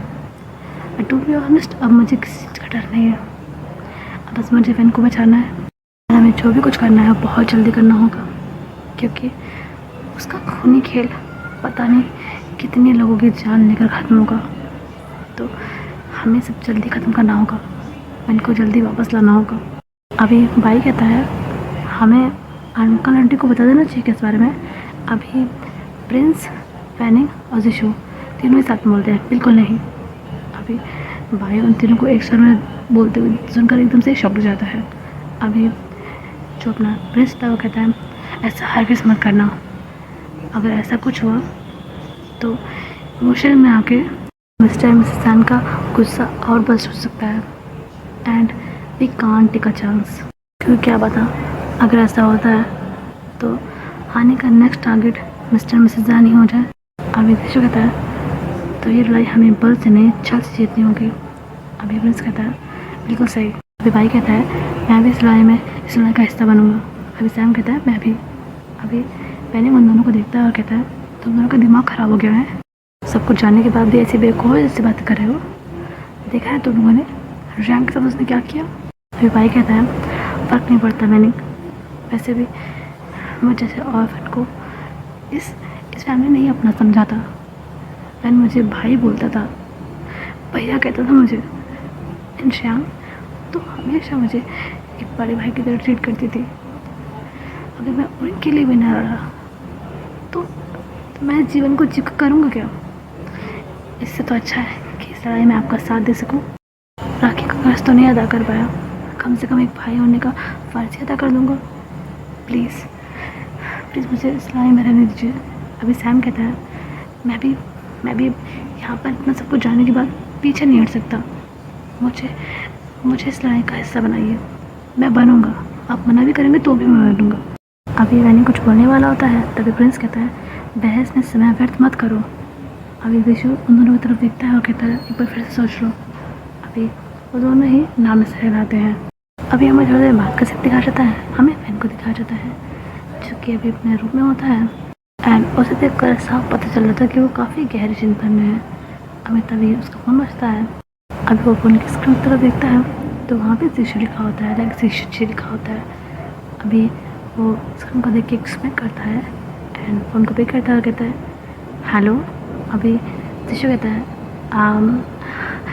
क्या कर रहे हो? अभी वैन कहता है कुछ नहीं, बस बैठा हुआ था। अभी शिशु कहता है मेरे साथ कहीं बाहर चलोगे? लाइक मैं तुम्हें कहीं लेके जाना चाहता हूँ। अभी वैन एक डेविली स्माइल करता है और कहता है या श्योर, आपके साथ तो जहन्नुम भी चला जाऊँगा। अभी शिशु नहीं कहता है साथ चलो तो सही, जहन्नुम ही भेजना है तुम्हें। अभी वो फिर वैन से कहता है तुम भी कैसी बातें करते हो? अभी वैन कहता है नो रियली, आपके साथ तो कहीं भी चला सकता हूँ। अभी शिशु कहता है अच्छा तो रेडी हो जाओ, मैं थोड़ी देर में तुम्हें लेने आ रहा हूँ। अभी वैन कहता है ओके। अभी वही कहकर कॉल कट कर देता है एंड वापस से ही जो फ़ोन था उसे बेड पर रख देता है एंड ऊपर की तरफ देखते हुए कुछ सोचने लग जाता है एंड फिर वो एक डेविल से स्माइल करता है। अभी हमें थोड़ी देर बाद का सीन दिखाया जाता है। शिशु जो कि वैन के घर आया था उसे लेने के लिए, ऑब्वियसली वो वैन के घर से सीधा यहीं पे आया था। अभी जो वैन होता है वो अपने आप को ड्रेसअप करके जो सीढ़ियाँ थी उससे आ रहा होता है और जो शिशु होता है वो उसे देख रहा होता है एंड डैम, उसे आज से पहले इतना गुस्सा कभी नहीं आया होता है जितना उसे अभी वैन किसी को देख कर आ रहा था। लाइक उसके अंदर ना ज्वालामुखी जल रहा था इस समय एंड अभी उसे वो सारी बातें वो सारी चीज़ें याद आती हैं जो पिछले दिनों हुई थी। लाइक वैन किसी का उसके करीब आना, उसे हक कर लेना, बिना किसी बात उसका हाथ पकड़े रहना, जो भी कुछ था वो सब चीज़ें उसे याद आ रही थी एंड उसे अब बहुत ज़्यादा घिन आ रही थी। लाइक आदत तो रहती थी, अब उसकी ईंग का कोई हिसाब ही नहीं था। अभी वो वैन को देखे ही जा रहा था। वैन आता है उसके पास एंड कहता है कैसा लग रहा हूँ? अभी जब नजीश होता है वो एक स्माइल करता है और कहता है हमेशा की तरह परफेक्ट। अभी वैन स्माइल करता है और कहता है थैंक्स। अभी जब नजीश होता है वो बस नोट करता है। अभी शिशु कहता है अंकल आंटी कहाँ हैं? अभी वैन कहता है वो मंदिर गए हैं। अभी शिशु कहता है तुम नहीं गए? अभी वैन कहता है नहीं, मेरा मन नहीं था इसलिए घर पे था, तभी आपका कॉल आ गया, सो हियर आई एम। अभी शिशु कहता है कोई बात नहीं। अभी शिशु कहता है चले? वैन कहता है या ऑफ कोर्स। अभी वो दोनों ही जो शिशु की कार थी उसमें बैठ जाते हैं। अभी ड्राइविंग अपना दिशा कर रहा था। अभी वैन कहता है आपका वो ड्राइवर कहाँ है, वो बदतमीज़ इंसान? अभी जो दिशा होता है उसकी तरफ देखता है, कहता है सैम। अभी कहता है वो ड्राइवर वो नहीं है आज। अभी दिशा कहता है पापा ने किसी काम से उसे बाहर भेजा है। फिर वो वैन की तरफ देखता है, कहता है क्यों पूछ रहे हो, मिसिंग हिम ऑलरेडी? अभी वैन कहता है कट द क्रैप, हो विल मिस हिम। जब मेरे पास आप है तो मैं किसी और को मिस क्यों करूँगा? अभी शिशु उस तरह देखता है और बस एक स्माइल करता है और वापस से ड्राइविंग पर ध्यान देने लग जाता है। अभी वैन कहता है हम जा कहाँ रहे हैं? अभी शिशु वैन के थोड़ा क्लोज आता है और कहता है डेट पे। अभी वैन स्माइल करता है और कहता है ऑलराइट, पहले बता देना, मैं आज से तैयार हो गया था। अभी शिशु कहता है मैंने तुमसे पहले ही कहा है तुम परफेक्ट लग रहे हो हमेशा की तरह। अभी ये कहकर शिशु वापस से ड्राइविंग करने लग जाता है एंड जो वैन किसिंग होता है वो शिशु की तरफ देख रहा होता है एंड स्माइल कर रहा होता है। स्टिल अजीब सी। अभी जो ऋषि होता है वो वैन को एक बड़े से विला के पास लेके आता है। लाइक वो विला था बड़ा सा, वहीं से लेकर आता है। फिर घरेलू होता है। अभी वैन उस विला को देखता है और कहता है हम डेट पर यहाँ हैं। अभी ऋषि कहता है आप आई एम सो सॉरी, एक्चुअली ना ये विला पापा ने ख़रीदा है ताकि हम यहाँ पे एक अच्छा सा रेस्टोरेंट बना सकें। सो बस यहाँ पे मुझे थोड़ा सा काम है, थोड़ा रुकते हैं ना, फिर चलेंगे कहीं और अच्छी जगह। ओके। वैन उसकी बात को नोट करता है और फिर वो दोनों कार से उतर जाते हैं। अभी वो लोग विला के अंदर आते हैं एंड वैन के तेज़ कदमों से जो विला था उसके अंदर आ जाता है एंड बीच में ही जो हॉल था उसके बीच में खड़े होकर पूरे विला को देख रहा होता है एंड एक अजीब सी स्माइल कर रहा होता है एंड शिशु उसके पीछे खड़ा होता है। अभी वैन जो होता है फिर शिशु की तरफ पलट कर देखता है, स्माइल करते हुए उसके पास आता है एंड उसके एक गाल पे हाथ रखता है एंड शिशु उसे देख रहा होता है। अभी वैन कहता है शिशु तुम बहुत सरल इंसान हो, ये छल कपट दिखावा ये तुम्हारी अदा नहीं है, तुम इसमें बिल्कुल अच्छे नहीं हो, सो प्लीज़ मत करो। अभी जो शिशु होता है वो उसे हैरानी से देखे जा रहा होता है। अभी वैन कहता है क्या लगता है तुमको, मुझे नहीं पता कि तुम मेरे बारे में जानते हो। अभी वो ये कहता है तभी जो शिशु होता है वो एकदम से उसके लॉकेट की तरफ अपना हाथ बढ़ा ही रहा होता है। तभी शिशु का हाथ वो पकड़ लेता है और कहता है no no no don't try. अभी शिशु अपना हाथ छुड़ाने की बहुत कोशिश कर रहा होता है पर वैन के हाथ में ताकत इतनी ज़्यादा थी वो छुड़ा ही नहीं पा रहा था अपना हाथ। अभी वैन कहता है तुम्हें क्या लगता है तुम अपने महबूब को वहाँ से वापस ला पाओगे, भूल जाओ शिशु जी। अब शिशु गुस्से में कहता है don't you dare to call me by this name, ये शरीर तुम्हारा नहीं है, ये वैन का है। अभी उसकी बात सुनकर वैन शिशु का हाथ पकड़े हुए ही हंसने लग जाता है। फिर कहता है सॉरी बट अब तो वैन का शरीर भी मेरा है। और ये कहते ही जो शिशु का हाथ वो पकड़े था उसे अपनी तरफ खींचता है तो ऑब्वियसली शिशु उसके करीब हो जाता है एंड जैसे ही वो उसके खोल आता है वो उसके गाल पे हाथ रखते हुए कहता है एंड वैन को जाने वाला भी। अभी शिशु जो हाथ फ्री था वो उससे वैन का हाथ अपने गाल से हटा देता है और कहता है ना तो ये शरीर तुम्हें मिलेगा और ना ही मैं। अभी वैन कहता है और रियली। अभी वैन कहता है और रियली ठीक है, दिया तुम्हें चांस, बचाओ अपने महबूब को, लेकिन एक बार ध्यान रखना do it with their own risk. अभी ये कहकर उस शिशु को इतनी तेज़ धक्का देता है कि वो दीवार से आके लड़ जाता है। अभी उसके सर पे बहुत तेज लगती है। अभी वैन उसे देख कर हंसने लग जाता है और कहता है सो सॉरी सो सॉरी, ज़्यादा से धक्का नहीं देना चाहिए, बस वो गलती से लग गया, सो सॉरी। अभी जो शिशु था उसे गुस्से में देखता है। अभी तभी वहाँ पर सैम बाई और प्रिंस एंड वेनिक आ जाते हैं।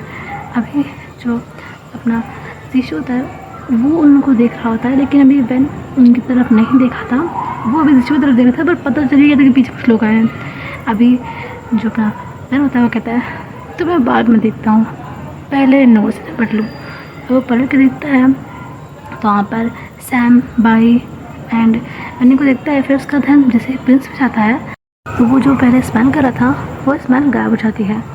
तो प्रिंस को देखता है फिर कहता है मना किया था ना तुम्हें, इन सब में इन्वॉल्व ना होने के लिए कहा था ना मैंने तुम्हें,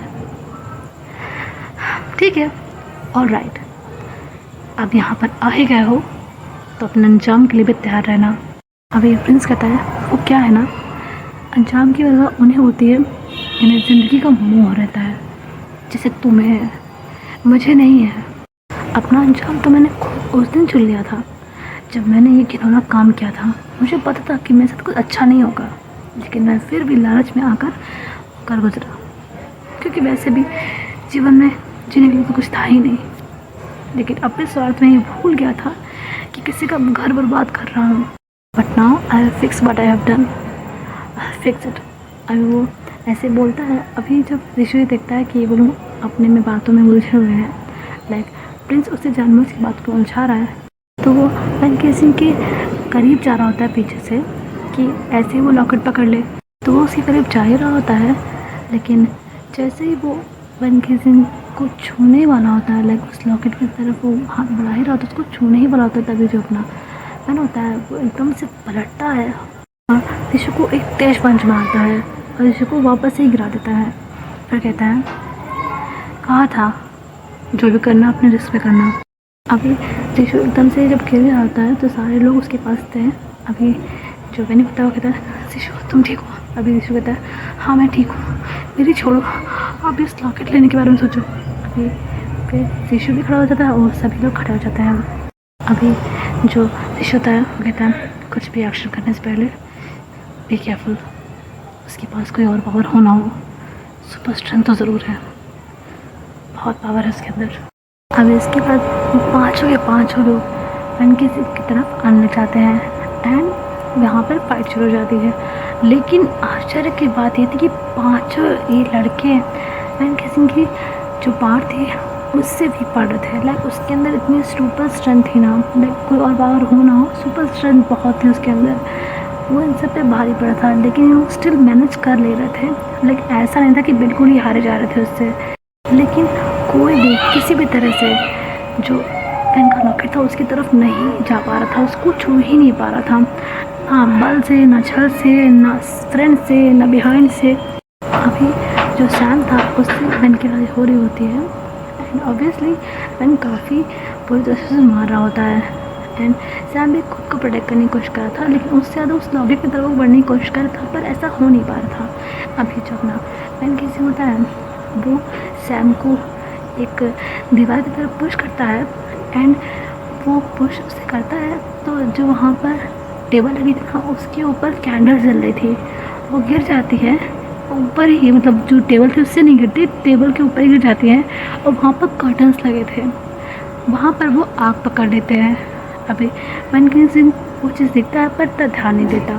अभी जो सैम होता है वो नीचे गिर जाता है एंड फिर जो अपना पेन होता है उसके पास आता है, स्टिल उसे मार नहीं लग जाता है। अभी जो बाकी लड़के थे वो उसके पास आते हैं, लेकिन अभी वो एकदम ही पेन के पास नहीं आते, वो उसकी तरफ आ ही रहे होते हैं।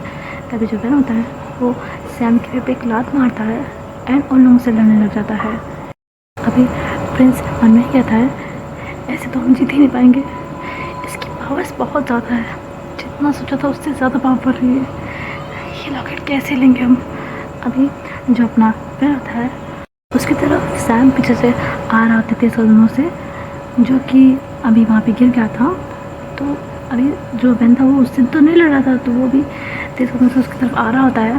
अभी पेन उसकी आहट को सुनता है और कहता है, हाँ बहुत हो गई मारपीट, अब रियल गेम शुरू करते हैं। अभी जो ये लड़के थे कुछ समझ पाते हैं उससे पहले ही पेन उसकी तरफ बढ़ के जाता है, जो अपना सैप था और उसकी गर्दन पे करता है एंड ज़मीन पे जो एक कांच का टुकड़ा था जो उनके लड़ने से एक कांच की टेबल पे टूट गई थी, वो उसका टुकड़ा उठाता है नुकीला एंड जो सैम था उसकी गर्दन दोस्त ने पकड़ी हुई थी वो उस टुकड़े को ही सीधा उसकी गर्दन में घुसा देता है and everyone was so shocked कि कोई रिएक्ट ही नहीं कर पाता।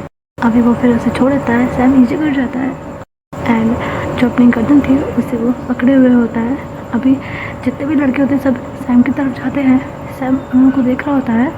अभी जो पेन होता है उसे देख के हंसता है और कहता है, दैट्स व्हाट आई लाइक, अब आ रहा है कुछ मज़ा मुझे। अभी जो ऋषु था उसे देखता है और कहता है, you will pay for it. अभी जो ऋषु था वो कहता है, हमें से हॉस्पिटल लेके जाना चाहिए। अभी सैम उसका हाथ पकड़ता है और नाम से हिलाता है। अभी जो लड़के तो उसे देख ही रहे होते हैं और इतने में सैम की मौत हो जाती है।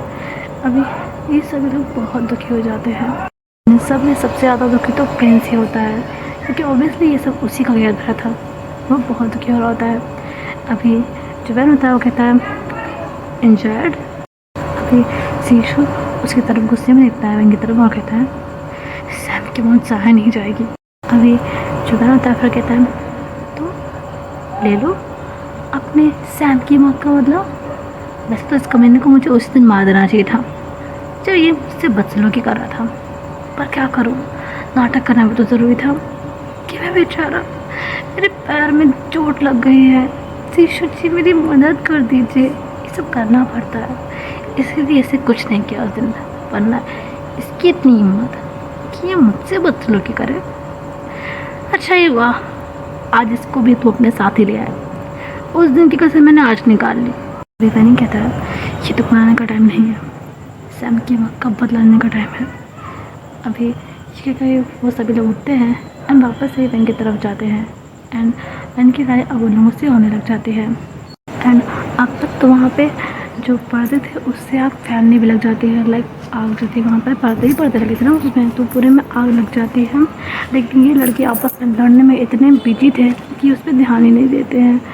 बट अब आग बहुत बढ़ रही होती है एंड धुआं भी बढ़ रहा होता है एंड इससे बेड को भी दिक्कत हो रही होती है और बाकी सारे लड़कों को भी दिक्कत हो रही होती है। अभी वैन नहीं कहता है मुझे जल्द से जल्द तमाशा ख़त्म करना होगा, यहाँ नहीं रुक सकता और देर।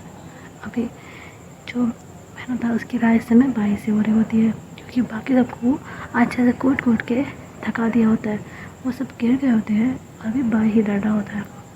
अभी वैन कहता है ठीक है तो शो रिस्टार्ट करते हैं। अभी वही कह के जो भाई होता है उसके पेट में बहुत तेज लात मारता है एंड भाई उस चीज़ से संभल पाता है उससे पहले वो उसके करीब आता है और उसकी गर्दन को पकड़ के पूरा ही उम्मीद देता है। लाइक वो घुमा देते हैं ना, वैसे घुमा देता है एंड ऑब्वियसली हंड्रेड झटकने के कारण जो भाई था उसकी भी डेथ हो जाती है। हालांकि ये सब लोग इतना ज़्यादा शॉक हो जाते हैं क्योंकि ऑब्वियसली इन लोगों की हालत भी खस्ती थी, तभी तो इन लोग लड़ नहीं पा रहे थे एंड उनके सामने ही बाइक की डेथ हो जाती है। ये लोग तो अभी और भी ज़्यादा सड़ हो जाते हैं। अभी जो है होता है फिर उनके पास पानी बच जाता है। अभी ट्रेनिंग कहता है कि आखिरी चांस है, जो कुछ करना है इस आखिरी बार ही करना है। अगर ये चांस तो जान तो जाएगी लेकिन हमेशा ये मराल रह जाएगा, मरने के बाद भी आत्मा को शांति नहीं मिलेगी कि मैं इनको बचा नहीं पाया। हम सैम बाई और शाम की मौत का बदला नहीं पाए। Will have to make it cut.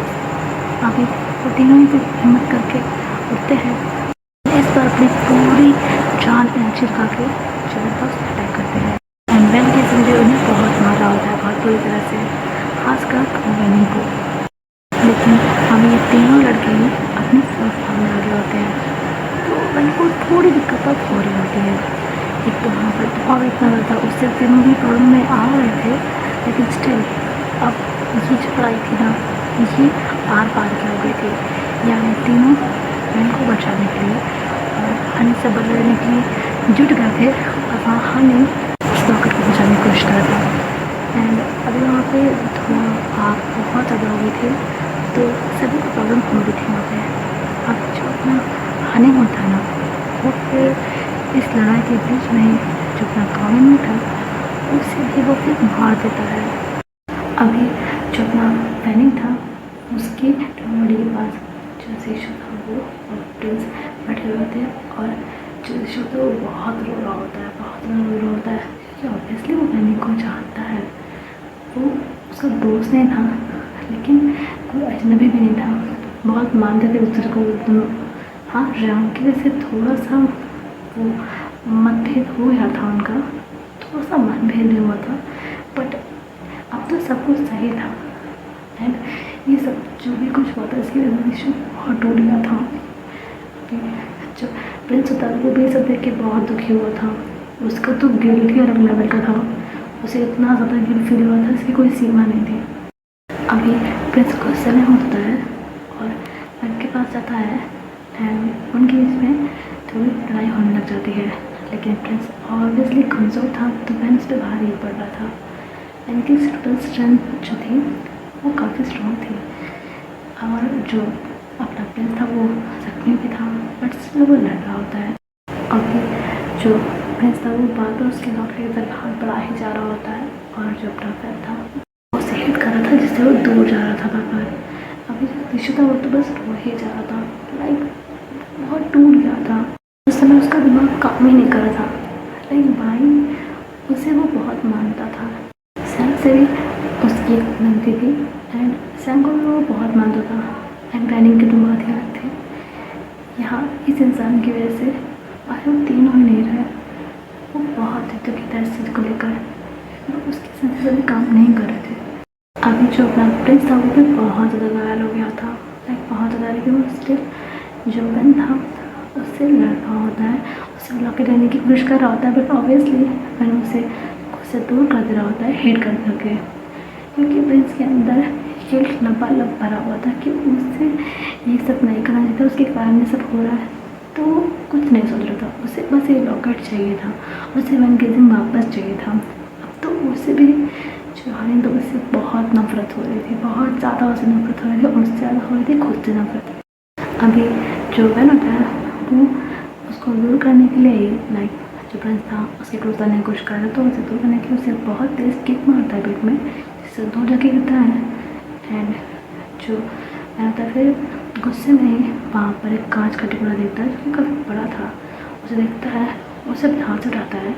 And अब तक जो अपना दिशा था वो भी थोड़ा अपने सेंस पे आ गया था, वो भी उन लोगों की तरफ ही देखता है, लाइक उसे प्रिंस अपने पास देखता है तो वो भी उसी तरफ देखता है। जैसे घुमाते प्रिंस को ढूंढते, तो वो वहीं उसको पाता है, प्रिंस को गिरा हुआ। एंड जो बेन था उसके हाथ में वो उस टुकड़े को देखता है तो वो बहुत ज़्यादा घबरा जाता है। अभी जो अपना बेन होता है वो कहता है रॉकेट लेने के लिए बहुत ज़्यादा वाले हो ना तुम, लोगे कैसे जब हाथ ही नहीं बचेंगे। ठीक है, फिर वो उसकी तरफ बढ़ने लग जाता है तेज कदमों से, और जो अपना शिशु होता है जो कि भी बिल्कुल भी अपनी कंडीशन में नहीं होता, वो भागते हुए उसकी तरफ आता है, कहता है no please please please no. अभी जो अपना प्रिंस होता है वो जो कि ज़मीन पर गिरा था वो पेन की तरफ ऊपर देखता है, लेकिन जब तक शिशु आता वो अपने जो प्रिंस थे उसके दोनों हाथों को एक करके खचा खचा काट देता है। लाइक जो हाथ का हिस्सा था ना, लाइक तो पतला पतला था ही, तो वो उस हिस्से को नहीं काट पाता, लाइक जो फोरआर्म का था वो जहाँ से पंजे होते हैं ना, वो उससे ही थोड़ी दूरी पर से दोनों हाथ काट देता है। एंड उसके जो हाथ का हिस्सा था कलाई एंड वो ज़मीन पे गिरते हैं। अभी तेज चिल्लाता है, एंड जो शिशु होता है वो तो एक अपना मंजर देखता ही रह जाता है। अभी वो अपने प्रिंस को दिख रहा होता है जो भी ज़मीन पर गिर कर एकदम तड़प रहा होता है, एंड अपने होठों को उससे दबाए हुए होता है। अंजुमन कैसे होता है वो बस अपने प्रिंस को देख रहा होता है और स्माइल कर रहा होता है खतरनाक वाली। अभी शिशु भी वहीं पे अपने घुटनों के बल गिर जाता है एंड बहुत रोने लग जाता है, लाइक वो किसी को भी यहाँ पे सेव नहीं कर पाया। ऐसा वो सोच रहा था अपने मन में, ना वो प्रिंस को बचा पाया, ना यहाँ पर वैनिंग सैम बाई किसी को बचा पाया। एंड अब तो उसे लग भी नहीं रहा था कि वो यहाँ पर वैन को भी बचा पाएगा। अभी जो अपना वैन होता है वो ज़मीन पर पड़े प्रिंस से अपनी नज़र हटाता है और शिशु की तरफ देखता है, कहता है हे प्लीज़ डोंट क्राई। अभी ये कहकर वो नीचे झुकता है और शिशु के आंसू को साफ करना चाहता है। एंड इस मोमेंट तक जो अपना शिशु था वो अपनी हिम्मत, एनर्जी, सारे विभाग सब कुछ हार चुका था। वो बस अपने हानि को देख रहा होता है बहुत सारी घृणा और घिन के साथ। वो उस चेहरे से आज इतनी ज़्यादा नफरत और घिन कर रहा था जिसे उसने कभी एडमायर किया था। जो चेहरा उसके सामने जब आता था तो वो खुश हो जाता था, आज वो चेहरा इतना बदसूरत लग रहा था कि जिसकी तरफ देखा भी नहीं जा रहा था। अभी कहता है मुझे भी मार दो तुम, यहाँ सबको तो मार चुके हो, मुझे भी मार दो। अभी हानि कहता है अरे बिल्कुल नहीं, तुम्हें मैं कैसे मार सकता हूँ, तुम्हें तो जीना होगा मेरे साथ, मेरे करीब रहकर, तुम्हें मैं मरने नहीं दूंगा। ये ख्याल तो तुम अपने दिमाग से निकाल दो साजिश हो, अब तुम मेरे हो, मेरे बनकर ही रहोगे, चाहे तुम चाहो या ना चाहो। अभी जो अपना प्रिंस होता है वो फिर कहता है हाँ नहीं मेरी बात सुनो। अभी जो अपना प्यार होता है उसकी तरफ देखता है। अभी अपना प्रिंस कहता है मेरी एक इच्छा पूरी कर दो प्लीज़, अभी थोड़ी देर में तो वैसे भी मर ही जाऊँगा, प्लीज़ मुझे खुद को करने वाले दो। अभी मैं कुछ बोलता उससे पहले प्रिंस कहता है मेरी पहले बात सुनो प्लीज़, मैंने तुम्हें ये शरीर इसलिए दिया था मेरे भाई हो, अपने भाई से मिलने की चाह बच्चा सब कुछ गलत करवाती चली गई। ऐसे अपने भाई से मिलना चाहता था, उससे गलत करना चाहता था, लेकिन वो तो मेरे पास है नहीं। वो तो मुझसे बहुत दूर जा चुका है। पर मैं जी की इस बारी से वैसे पहले माफ़ी मांगना चाहता हूँ उसे घर रखा, क्योंकि मेरी वजह से ही सब कुछ हुआ है। आज जो पहले भी हुआ है सब कुछ मेरी वजह से हुआ है। प्लीज़ मुझे इसे एक बार आखिरी बार कर लगाने दो, प्लीज़ प्लीज़। मेरी आखिरी विनती स्वीकार कर लो। वैसे भी तुम्हारा मेहमान हो, क्या कर लूँगा। मैंने तुम्हें जीवन दिया है, मेरी इतनी सी बात मान लो। अब तो ये तुम्हारा ही, अब तो तुम्हारे रास्ते के सारे कांटे तुम उठा चुके हो। प्लीज़ मेरी बात मान लो। अभी जो ऋषि होता है वो तो बस चुपचाप से सामने चुपा के बैठा हुआ होता है, उसका तो दिमाग ही नहीं काम कर रहा होता है, उसके लिए तो सब कुछ खत्म हो गया होता है। अभी जो कहानी होता है वो कहता है, क्यों नहीं प्रिंस भैया, आपने मेरे लिए बहुत कुछ किया है, मैं आपके लिए इतना तो कर ही सकता हूँ। अभी वो फिर अपने प्रिंस के पास आता है एंड उसे उठाता है, क्योंकि ऑब्वियसली प्रिंस तो उठ नहीं सकता। अभी वो उसे उठाता है एंड उसे हक कर लेता है। अभी जब अपना हानि होता है फिर उसे अकेले हुआ होता है और प्रिंस बहुत रो रहा होता है, बहुत ज़्यादा रो रहा होता है। तो फिर कहता है, मुझे माफ़ कर दो, मुझे माफ़ कर दो, ये सब कुछ मेरे कारण हो गया। अपने स्वार्थ में आके मैंने तुम्हारा सब तुमसे छीन लिया, सब कुछ। तब ऐसे चीज़ें बोल रहा होता है और जो हानि होता है वो समटाइम्स तो उसकी बात को सुन रहा होता है एंड कहीं ना कहीं बल्कि कहीं ना कहीं से उसे बुरा लग रहा होता है, क्योंकि प्रिंस को जैसा भी था वो मानने लगा था थोड़ा बहुत, क्योंकि उसके दिन में प्रिंस के दिन ग्रैटिट्यूड था एंड वो उसे अच्छे से ट्रीट करता था। यहाँ तो सभी उसे अच्छे से ट्रीट करते थे, इसीलिए वो सेल्फिश भी हो रहा था, तो उसे अच्छा नहीं लग रहा था एंड यही उसकी सबसे बड़ी गलती थी जो उसने अपना धन भटकने दिया था। अभी जो अपना प्रिंस होता है वो जो उसे हक किया हुआ था वो वहीं से ही उसका लॉकेट जो था उसे अपने दांतों से पकड़ता है और इतनी स्पीड में उसे खींचता है जितनी भी हानि अपने सेंस में आकर कुछ समझ पाता, उससे पहले ही वो जो प्रिंस था वो उस लॉकेट को स्पीड में ताकत लगा के एकदम से खींच लेता है। हानि को समझ नहीं पाता, वो लॉकेट था वो टूट कर जो अपना प्रिंस था उसके मुँह में ही आके अटक गया होता है एंड जो हल्के से होता है वो तुरंत ही ढाल पड़ जाता है, वो बेहोश हो जाता है, क्योंकि जो स्पिरिट थी वो तो लॉकेट में थी ना। एंड इन सब प्रोसेस के चक्कर में जो अपना प्रिंस था उसकी ज़बान भी कट गई होती है, क्योंकि उसने दांत जो टंग थी उससे खींचा था ना, तो उसकी ज़बान से खून निकल रहा होता है।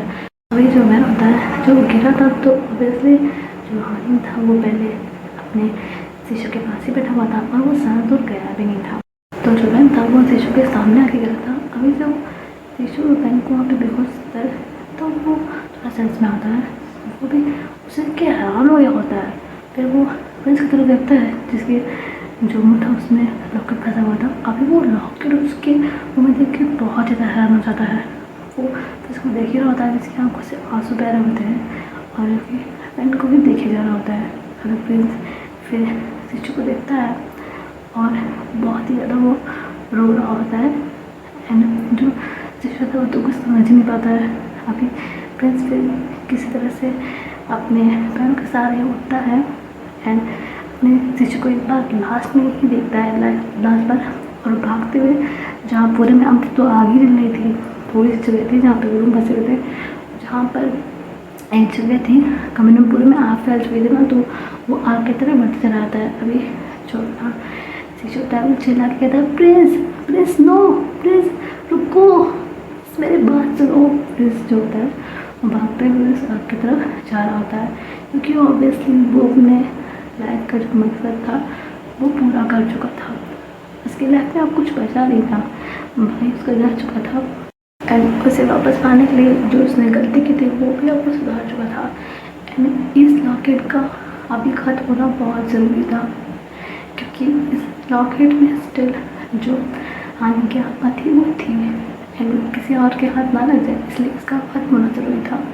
इसलिए जो अपना प्रिंस था वो इस लॉकेट के साथ साथ अपनी भी आहुति दे रहा था। अभी जो अपना शिशु होता है वो उठने की कोशिश कर रहा होता है एंड वो उतना भी हिम्मत लगा के और जिस तरफ भागता भी से पहले वो आग में अपने आप को समर्पित कर देता है। एंड आग बहुत ज़्यादा थी एंड उसके ऊपर जो ऊपर से लकड़ियाँ गिर थी वो भी गिर जाती हैं एंड वो लकड़ियाँ भी जल ही रही थी, लाइक उनमें भी आग थी। उन जगह पे बहुत सारी आग लगी होती है जहाँ पर प्रिंस जल चुका होता है। अभी जो अपना शिशु होता है वो तो रोते हुए ही प्रिंस को देख रहा होता है एंड स्टिल वो बहुत रोता है।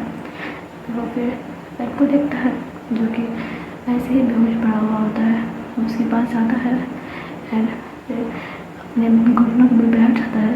जो पेन था उसका सिर अपने घुटने रखता है एंड उसे उठाने की कोशिश कर रहा होता है। कहता है पेन पेन आँखें खोलो, पेन प्लीज़ आँखें खोलो, पेन आँखें खोलो प्लीज़, पेन प्लीज़ आँखें खोलो, वैसे बोल रहा होता है। लेकिन ऑब्वियसली मैंने आँखें थोड़ा खोलने वाला था। अभी पेन तो अपनी आँखें नहीं खोलता, पर अब शिशु की आँखें बंद होने लग जाती हैं, क्योंकि वहाँ पे धुआं इतना ज़्यादा था, उसकी वजह से उसे दिक्कत आ रही थी और चोटें तो भी बहुत था। तो अभी वो उसे उठा रहा होता है लेकिन अब ऐसा हो नहीं पा रहा होता है और उसे बहुत चक रहा होता है, वो भी वहीं पे ही गिर जाता है। अभी फिर और शिशु दोनों ही वहाँ पर बेसुध पड़े हुए होते हैं एंड ने देखिए वहाँ पर कोई था भी नहीं, लाइक वो जगह अभी खाई थी ना, तो वहाँ पे इतना घास तो थे नहीं एंड जो दो थे भी वो भी वॉक पर गए थे एंड वो लोग थोड़े लापरवाह टाइप के भी थे, तो ऐसे ही मटरगस्ती कर रहे थे एंड यहाँ पर ये सब चीज़ें हो रही थी। अभी हमें थोड़ी देर बाद का सीन दिखाया जाता है, हमें शिशु को दिखाया जाता है जिसकी आँख खुलती है, जो कि हॉस्पिटल में था। वो अपने आसपास की सराउंडिंग्स को देखता है और वो एकदम से मैन का ख्याल करके एकदम से उठ जाता है एंड जैसे वो एकदम से उठता तो ऑब्वियसली उसे बता जाता है। अभी जो नर्स थी उसके पास नहीं आ गई थी, हे आई ओके। अभी शिशु होता है वो मैन कहा है, अभी वो स्नान करती आ गई थी, वो पेशेंट जो आपके साथ था। अभी शिशु कहता है जी वो कहाँ है, अभी कहती है वो दूसरे वार्ड में है। अभी शिशु कहता है नर्स वो ठीक तो है ना। अभी नर्स कहती है हाँ वो ठीक है, ऐसे कोई खतरे वाली बात नहीं है, चोटें आई हैं पर इतनी सीवियर नहीं है एंड लंग्स में धुआं भर गया है, बट उसमें भी इतनी कोई खतरे वाली बात नहीं है, लेकिन वो बहुत वीक है, बहुत ज़्यादा वीक। लेकिन अब ऐसा भी नहीं है कि इसमें भी कोई खतरे वाली बात है, खतरे की कोई बात नहीं, बट हम फैमिली को उनका ख्याल रखना होगा। अभी जो अपना शिशुदा होता है मुझे तो उनके पास ले चलिए। अभी कहती नो वे, आपकी वैसे कंडीशन नहीं है। अभी शिशु कहता है नर्स मैं जितना कह रहा हूँ उतना कीजिए आप। अभी वो कहती है मैं ऐसा नहीं कर सकती। अभी कुछ बोलता उससे पहले डॉक्टर एंड मिस्टर किंग अंदर जाते हैं। अभी जो अपना शिशुदा उनकी तरफ देखता है, अभी जो अपने मिस्टर किंग होते हैं अभी वो शिशु के पास आते हैं। अभी शिशु कहता है पापा मुझे बैंक के पास जाना है। अभी वो कहते हैं ठीक है चलो। अभी वो उसे अपने साथ लेके जाते हैं एंड वो लोग भी जो पेन का वार्ड था वहाँ पे आ जाते हैं एंड वहाँ पर पेन के माँ बाप भी थे जो कि अभी बहुत देर थे। अभी शिशु वहाँ पे आता है एंड जो उनके फैमिली से पूछता है कि पेन को होश आ गया, तो तभी कैसे होश नहीं आया है। अभी फिर मिसेस पूछते हैं कि लड़की सब क्या हो रहा है, ये सब हुआ कैसे वगैरह वगैरह एंड फिर जो अपना शिशु था वो ने A to Z सारी बात बताता है एंड मिसेस सैन इतनी पूरी तरह से शॉक होती है मिस्टर सैन की, लाइक वो सब कुछ बताता है एंड वो बोलता भी है कि शायद आपको मेरे बात पे यकीन ना हो, लेकिन थैंकफुली उनको यकीन हो गया था ये सारी बात सुनकर, क्योंकि शीशु पर वो लोग अंधा विश्वास करते थे। ऐसा तो था नहीं कि वैन केसिंग का स्ट्रेंज बिहेवियर इन्होंने नोटिस नहीं किया।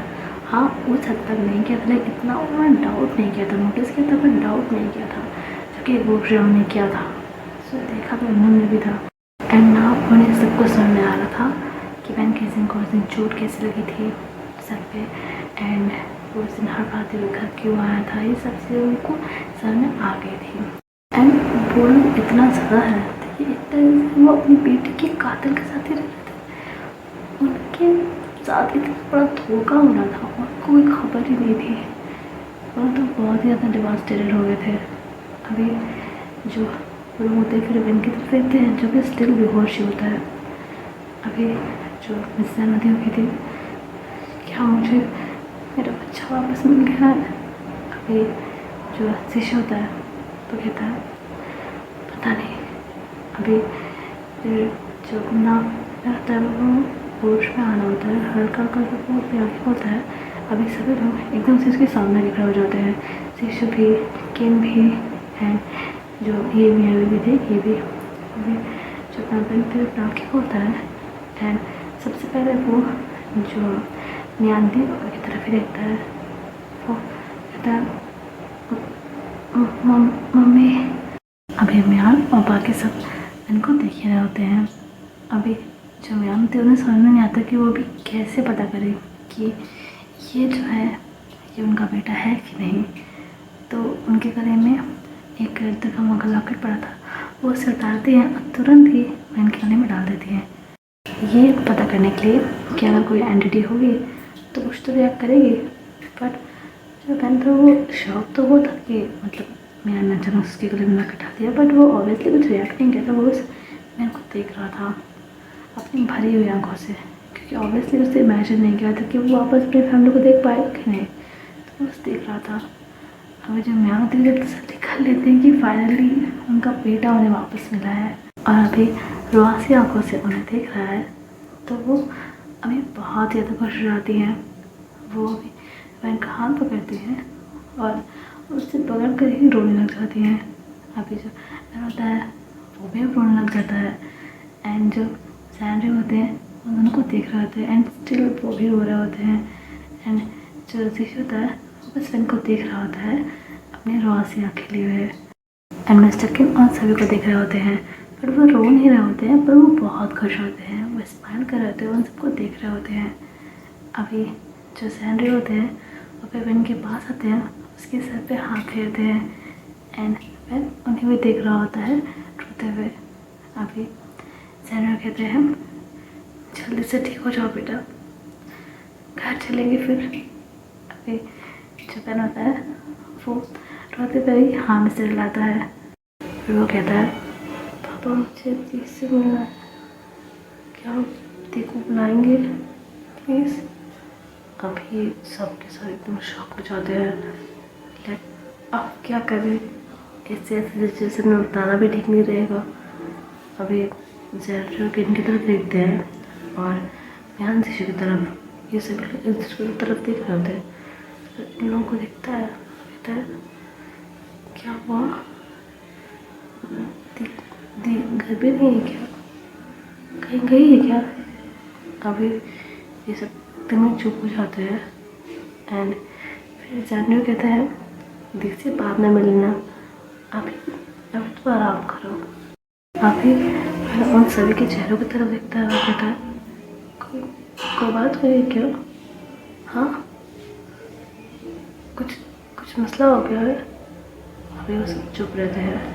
फिर बयान कहते हैं कोई बात नहीं हुई है, बस अभी तुम आराम करो, हम बाद में बात करेंगे ठीक है, एंड कोई टेंशन की बात नहीं है। अभी मिस्टर किम भी कहते हैं बहन कोई परेशानी की बात नहीं है, बस अभी तुम रेस्ट करो, हम फिर जब घर चलेंगे तब तुम जंग से मिलेना। अभी बहन कहता है नहीं कोई तो बात है। फिर वो शीशु की तरफ देखता है और कहता है शीशु जी आप ही बताइए क्या हुआ है प्लीज़, ये तो मुझे कुछ बता ही नहीं रहे। अभी जो अपना देश होता है वो भी एकदम चुप रहता है। अभी बहन कहता है प्लीज़ तो कुछ बताओ, कोई कुछ बोल क्यों नहीं रहा है? अभी मैन को तो बहुत रोना आ रहा होता है, उनकी आंखें बंद हो जाती वापस से, वो वहाँ से चली जाती है। एंड जो सर होते हैं वो उनकी तरफ देखते हैं पर वो रुकते अपने बहन के पास ही हैं। अभी बहन कहता है मम्मा मम्मा क्यों नहीं, क्या बात है? पापा पापा प्लीज़ बताइए मुझे, मैं इतना भी कमज़ोर नहीं हूँ कि कुछ कुछ सुन नहीं पाऊँगा, प्लीज़ प्लीज़ बताइए मुझे। अभी फिर जो मुशरिकीन होते हैं वो सैलरी की तरफ देखते हैं। शिशु कहता है अंकल आप इसे सच बता दीजिए। अभी मैंने उस तरफ देखता है, कहता है कौन सा सच? अभी सैंड्रू शिशु तरफ देखते हैं और कहते हैं तुम्हें क्या कह रहे हो? अभी शिशु कहता है वही जो कि सही है अंकल, हम लोग कब तक इसे झूठ बोलते रहेंगे? छोटी उम्र के देने से वैसे कोई फायदा नहीं है, प्लीज़ सच बता दीजिए। अभी जो अपना बहन होता है वो शिशु की तरफ देख रहा होता है और फिर अपने पापा की तरफ देख रहा होता है। अभी जो मिसेस सैन होते हैं और फिर जो उनके आंसू आ रहे थे, जो उनके आँखें भरे थे, उसे साफ करते हैं। एक डीप ब्रेथ लेते हैं, बहन की तरफ देखते हैं और फिर कहते हैं जो मैं कह रहा हूँ उसे ध्यान से और संयम से सुनना, ठीक है? अभी बहन कहते हैं जी, पर बताइए क्या हुआ? अभी सैमुअल कहते हैं तुम्हारी बहन का इंतकाल हो गया है, साथ ही तुम्हारे जीजू का भी और भाई भैया का भी। अभी ये चीज़ सुनता है तो उसका दिमाग एकदम से सुन पड़ जाता है, लाइक वो प्रोसेस ही नहीं कर पाया था इतनी सारी चीज़ें। वो उनको बस देख रहा होता है, फिर wait I think I had it wrong. अभी सैंड्रू उसके सर पे हाथ फेरते और कहते हैं नहीं बेटा, तुमने कुछ गलत नहीं सुना, यही सच है।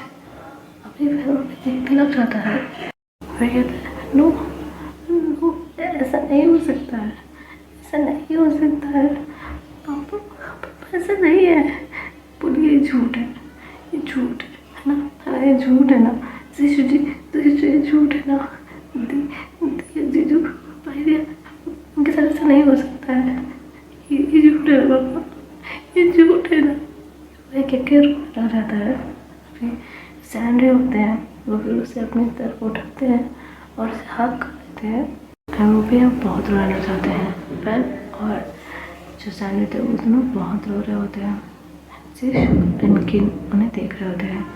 एंड अभी तो किंग को भी रोना आ रहा था, लाइक जिस तरह से वो फूट के रो रहे थे ना, it was so heart wrenching.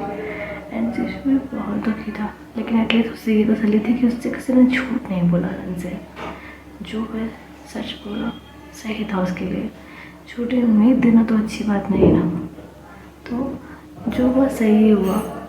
अभी वह बहुत रो रहा होता है, फिर वो अपने डैड से अलग होता है और कहता है ये सब हुआ कैसे हुआ पापा, बताइए। अभी ये सिचुएशन थी कि अब उसे बताया कोई कैसे कि सब कैसे हुआ है। अभी जो सैंड्रे होते हैं वो अब कुछ नहीं बोल पा रहे होते हैं, वो जीशु की तरफ देखते हैं, जीशु उनकी तरफ, कि उन दोनों की तरफ, एंड वह कैसे उन तीनों की तरफ। अभी वह कहता है कुछ बोलेंगे आप लोग, प्लीज़ बोलिए। अभी फिर जो सैंड्रे होते हैं वो अपने शिष्यों को भी दिख रहे होते हैं, इट वॉज लाइक कि वो ही बता दे, उनकी तो हिम्मत ही नहीं हो रही थी कि वो ये बताए कि वैन की सिंह के शरीर में जरूर थी, उसी ने उन सब की जान ली है। एंड बॉडी वो वैन की थी, तो उसे इस चीज़ का भी बहुत बुरा लगने वाला है कि उसके हाथों ही उसकी दीदी जीजू भैया की हत्या हुई और उसे पता ही नहीं चला। तो वो ये बात उसे नहीं बताना चाहते थे, वो चाहते थे कि जीशु ही उन्हें बताते, उनकी इतनी हिम्मत नहीं थी। एंड जीशु फिर उन्हें देखता है, एंड जीशु की खुद की हिम्मत नहीं हो रही थी कि वो ये बात वैन को बताए, बट वो फिर हिम्मत करता है, वैन के पास आता है, बैठता है और कहता है लिसन टू मी केयरफुली। वह उसे देख रहा होता है। अभी जीशु हिम्मत करके उसे जो आने वाली सिचुएशन थी वो सब बताता है। एंड फिर किसी एक तो में शॉक्ड हो जाता है, वो बस जीशु को देख रहा होता है। एंड फिर जो अपना शिशु था वो बहन की शक्ल उसको करता और कहता है, हे हे लुक एट मी। इन सब में तुम्हारी कोई गलती नहीं है, जो भी वो रूम ने किया तुम्हारी कोई गलती नहीं, तुम प्लीज़ खुद को किसी भी चीज़ के लिए ब्लेम मत करो, प्लीज़ तुम्हारी कोई गलती नहीं है। अब इस शिशु से बोल ही रहा होता है, बहन जो होता है उसको ऐसा था कि उसको शिशु की आवाज़ अब सुना ही नहीं थी। ऐसा लगा था वो अपने हाथों को देख रहा था बहुत ज़्यादा हैरानी से। और शिशु पेन को देख रहा होता है, वो फिर उसके गालों को पकड़ता है, उसका फेस अपनी तरफ करता है और कहता है, डिड यू हियर मी? तुम्हारी कोई गलती नहीं है इन सब में, किसी भी तरह से खुद को दोषी मत समझो, समझ रहे हो मेरी बात? अभी जो जान रहे होते हैं वो भी यही कह रहे होते हैं अपने मन से कि उसकी कोई गलती नहीं, वो किसी तरह से खुद को दोषी ना समझे, कि उसकी बॉडी उसके कंट्रोल में थी ही नहीं। जब उसकी सोल उसके शरीर में नहीं थी तो उसे खुद को दोषी नहीं मानना चाहिए, ये वो बोल रहे होते हैं। एंड मैं बस चुपचाप सुन रहा होता है। एंड अभी थोड़ी देर बाद जो मिस्टर किन होते हैं फिर शिशु को वहाँ से लेकर चले जाते हैं, क्योंकि उसे भी रेस्ट की ज़रूरत है, वो भी अभी पेशेंट ही है, उसका यहाँ पर ज़्यादा रहना रेस्ट ना करना अच्छी बात नहीं, तो उसे लेके चले जाते हैं। अभी थोड़ी देर बाद म्यान आती है, वो भी पेन को समझा ही रही होती कि जो वो उसे भूल जाए उसमें उसकी कोई गलती नहीं थी, उसे किसी भी तरह का ब्लेम लेने की ज़रूरत नहीं है। वो बहुत ही पैसे से समझा रहे होते हैं। अभी ऐसा होता है ना कि बहन के दिन वीक तो बहुत था, लाइक बहुत ज़्यादा वीक था, पर उसको ऐसा भी कुछ नहीं था कि ऐसा कुछ सीरियस। तो कुछ दिन के रेस्ट के बाद लाइक एक दिन वो वहाँ पे रुकता है, फिर वो अपने घर आ गया था, लेकिन शिशु को चोट लगी थी तो उसे टाइम लग रहा था हॉस्पिटल में। वो एक वीक बाद ही अपने घर आया था। एंड इस बीच अपने बहन और शिशु की ज़्यादा बात नहीं हुई थी, लाइक एक ही 2 बार कॉल पर उनकी बात हुई थी, वो भी ज़्यादा देर नहीं, क्योंकि जो शिशु था वो चाहता था कि बहन अभी थोड़ा रिलैक्स करे, क्योंकि ऑब्वियसली उसने जो देखा है वो बहुत ज़्यादा भयानक था, उसकी सफरिंग ही अलग थी, तो वो चाहता था कि थोड़ा आराम करे, अपनी फैमिली के साथ टाइम स्पेंड करे। एंड रियल में भी जो अपना बहन था उसकी सिचुएशन बहुत ही ज़्यादा अजीब थी, लाइक वो इतना खामोश हो गया था, सारा दिन मोस्ट ऑफ द टाइम वो अपने रूम में ही रहता था, एकदम चुपचाप, एंड अपनी फैमिली से ही थोड़ी बहुत बात करता था। और पहली बार तो जो अपने रूम में आया था वो, तभी वो अपने रूम को देख के बहुत घबरा गया था, क्योंकि उसके साथ जो भी कुछ हुआ था उसके रूम में होता, बट एटलीस्ट उसे उस रूम की तो बाद में थोड़ी बहुत आदत हो ही गई थी, लेकिन वो ज़्यादा बात नहीं करता किसी से, चुपचाप से ही रहता था। जो अपने सिस्टर से भी उसकी बात हुई थी वो ज़्यादा देर नहीं हुई थी, सिस्टर ने भी ज़्यादा बात नहीं की थी, क्योंकि वो चाहता था कि इवन अपना रिलैक्स करे, थोड़ा फैमिली के साथ रहेगा तो अच्छा फील करेगा, इसलिए उसने ज़्यादा बात नहीं की थी, और उसे अलाउड भी नहीं था ज़्यादा बात करना। इस बीच उसकी फैमिली उसे रोज़ मंदिर लेकर जाती थी दर्शन करवाने के लिए, ताकि उसे थोड़ा अच्छा फील हो, एंड ऐसा होता भी था, लाइक वो वहाँ पे जाके अच्छा फील करता था, लेकिन स्टिल जो उस खामोशी में रह गया था ना वो खामोशी उसे नहीं छोड़ रही थी, वो बहुत शांत हो गया था। लाइक पहले बहन के सिंह भले ही शाय किस्म का लड़का था, तमीज़दार था, तो वो हंसी मजाक तो करता था, लेकिन अब वो एकदम ही गुमसुम रहता था, बिल्कुल शांत। अभी जैसे ही शिशु डिस्चार्ज होकर घर आता है, वो अपने घर में सिर्फ 15 मिनट रुकता है चेंज करने के लिए, एंड सीधा ही वो बहन के घर आ जाता है उससे मिलने के लिए। एंड मिस्टर किन भी उसके साथ ही आए थे। अभी वो लोग आपस में थोड़ी बात करते हैं, फिर जो अपना बहन था उससे मिलने शिशु उसके रूम में आता है, और जैसे ही दरवाज़ा खोलता है देखता है कि बहन जो है वो खिड़की के पास खड़ा है, और खिड़की के सामने से देख रहा है, सामने का जो व्यू है वो देख रहा है एकदम खामोश होकर। एंड ऑब्वियसली बहन की कंडीशन के बारे में शिशु को मिस्टर जैन मिसेस जैन से पहले ही पता चल गया था, एंड अभी जब घर पे आया था तभी भी उसे पता था कि बहन की कंडीशन में कोई खास सुधार नहीं आया है, वो चुपचाप ही रहता है। भाई भी अपने एग्ज़ाम्स की तैयारी में किसी तरह तो यहाँ पे कॉल नहीं कर पा रहा था, एंड यहाँ उसका कोई और दोस्त भी नहीं था, तो ये अकेलापन भी उसके साथ था। लाइक अगर कोई दोस्त हो एंड उसकी कंडीशन के बारे में जानता हो, कोई भी हो ऐसा जिससे वह बात करता है, तो वो उसे चेयर अप कर सकता है। अभी फैमिली कितना ही करेगी जो पेरेंट्स हैं, क्योंकि जो बच्चा होता है वो कैसा भी हो, लेकिन अपनी फैमिली से उतना ओपन नहीं होता जितने अपने दोस्तों से होता है, तो उसके पास कोई ऐसा था भी नहीं जो उसे अच्छा फील करा सके, तो उसकी सिचुएशन इसीलिए वैसे ही बनी हुई थी। अभी मैंने उसे देखता रहता है, एंड उसे वो दिन आता है जब लोग मेले में गए थे, मैंने शिशु कैसे लोग मस्ती कर रहे थे, जो झूला था उसके ऊपर चिल्ला रहे थे। उससे सोच रहा होता है, उसकी आंखों में आंसू आ जाते हैं अभी कि मैंने कज़िन को देख कर और उस समय के मैंने कज़िन को याद कर कर। अभी वो फिर अपने आंसू को साफ करता है एंड रूम में जाता है एंड वो अपनी ठीक ही तरह से वो चला था, लेकिन उसकी आहट का भी अपने मन को पता नहीं चल रहा था, वो इतना खोया हुआ था। अभी शिशु उसके पास आता है, उसके शोल्डर पे हाथ रखता है एंड जैसे ही वो हाथ रखता है अपना मन एकदम से पलट के उसकी तरफ हैरने से देखने लग जाता है। लाइक वो डर गया था जैसे शिशु ने उसके ऊपर हाथ रखा था और वो बहुत ही घबराया नज़रों से उसे देखता है। अभी शिशु कहता है, हे रिलैक्स फ्रेंड, इट्स मी। अभी जब रियलाइज़ करता है कि तो शिशु है तो थोड़ा शांत होता है और कहता है, आई एम सॉरी शिशु जी। अभी शिशु कहता है, कोई बात नहीं, इट्स ओके। यहाँ कमरे में अकेले क्या कर रहे हो? अभी मैंने कहता है, कुछ नहीं, बस बाहर अभी देख रहा था। अभी शिशु कहता है, अगर नज़ारे ही देखने हैं तो खिड़की के पास खड़े होकर क्यों देख रहे हो? बाहर चलो, इत्मीनान से देखो। अभी मैंने कहता है, नहीं मैं ठीक हूँ। अभी शिशु कहता है, देखो मैं अभी हॉस्पिटल से आया हूँ, अभी मुझे भी बाहर घूमने का मन कर रहा है, मेरे साथ चलो। अब देखो अकेले तो मैं भी बोर हो जाऊँगा। अभी मैंने उसे देखता रहता है, फिर कहता है, आपको पता है हम झूठ बोलने में अच्छे नहीं हैं, आप मेरे लिए ये सब कर रहे हो ना ताकि मैं बाहर जा सकूँ। अभी शिशु स्माइल करता है उसके हाथ पे और कहता है, अगर तुम्हें ऐसा लग रहा है कि मैं तुम्हारे लिए सब कर रहा हूँ तो तुम मेरे लिए हाँ कर दो, हिसाब बराबर। अभी वैन उसे देखता रहता है, फिर अपना सिर नीचे करता है और कहता है, ठीक है। अभी शिशु वैन की चिन को अपनी जो फिंगर थी उससे पकड़ के ऊपर की तरफ करता है और कहता है, that's like my good boy, चले। अभी वैन कहता है, अभी चलेंगे क्या? अभी शिशु कहता है, तो महाराज निकाल लो इसके लिए। अभी उसके बाद पे वैन को हंसी आ जाती है एंड फाइनली जाके वो हंसता है। वो कहता है, नहीं ऐसी कोई बात नहीं है। अभी वैन फिर कहता है, एक मिनट, आप कैसे जा सकते हैं बाहर?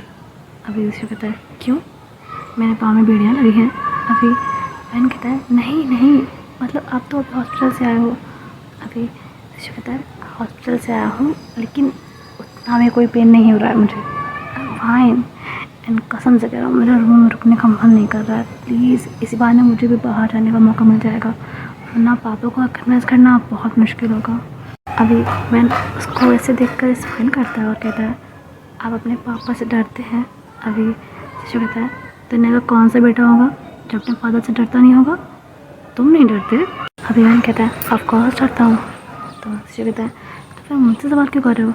एंड यार बहुत टाइम वेस्ट कर रहे हो तुम, चलो अभी घर में सबसे पूछना भी पड़ेगा, तुम रहोगे तो मुझे अनुमति मिल जाएगी। अभी वैन कहता है, अच्छा तो आप मेरा फ़ायदा उठा रहे हैं? अभी शिशु कहता है, तुम मौका तो दो, फ़ायदा भी उठा लूँगा। अभी वैन तो एकदम ही शॉक हो जाता है उसकी बात सुनकर। अभी वैन शिशु वैन को देखने लग जाते हैं और फिर वो दोनों ही एक साथ ही हंसने लग जाते हैं। अभी जो वैन था उसकी सिचुएशन में थोड़ा तो सुधार आया था शिशु के आने से। He was smiling, he was laughing and वो शिशु से मजाक भी कर रहा था। तो हाँ, शिशु के आने का असर तो हुआ था वहाँ पे। अभी वैन और शिशु दोनों ही जाते हैं एंड शिशु लग रहा था उन्हें कन्विंस करने में, लाइक उसकी फैमिली को, कि वो सब कहीं बाहर जाके घूम के आए। एंड ऑब्वियसली वो लोग मना ही कर रहे थे क्योंकि शिशु अभी हॉस्पिटल से आया था, लेकिन शिशु आज बिल्कुल हटी हो गया था, उन्हें बहुत कन्विंस करा था। एंड उसने ये भी कहा था कि वैन को भी अच्छा लगेगा, जो कि सही बात थी। उसका मेन मोटिव तो ये था कि वैन को अच्छा लगेगा, उसका मन नहीं था बाहर जाने का, लेकिन वो चाहता था कि वैन घर से बाहर निकले, थोड़ा घूमे, थोड़ा आसपास का माहौल दिखेगा तो अच्छा लगेगा।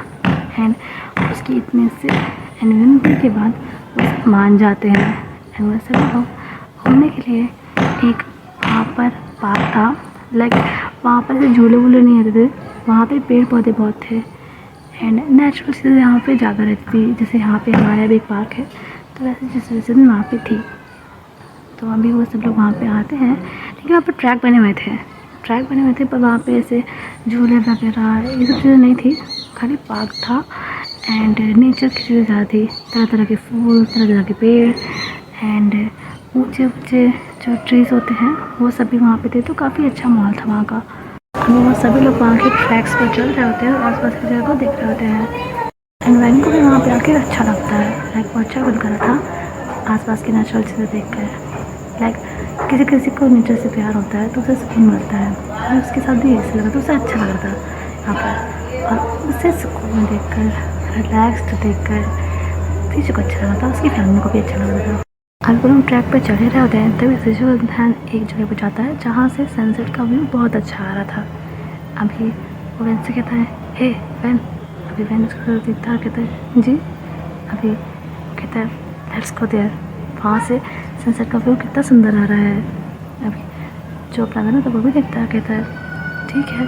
अभी जीशु अपने फादर एंड वैन किसी के मम्मा पापा को बताता है कि वो वैन के साथ उस साइड जा रहा है सनसेट देखने। अभी उसकी फैमिली उस पर नोट करती है और जीशु उसे लेकर वहाँ पर आ जाता है एंड वो जगह ऐसी थी ना कि वो बालकनी टाइप का बना हुआ था एंड उसके नीचे काफ़ी जो सीढ़ियाँ थी वो थी एंड वहाँ पर भी कई सारे जो अलग तरह के फ्लावर्स थे वो लगे हुए थे एंड वो जगह ऊंचे पे थे तो वहाँ से जो सनसेट था वो बहुत अच्छा दिख रहा था। वो दोनों वहीं पर खड़े होकर सनसेट को देख रहे होते हैं एंड सनसेट देखने का तो अलग ही मज़ा होता है ना, तो उन लोगों को बहुत अच्छा लग रहा होता है वहाँ पे।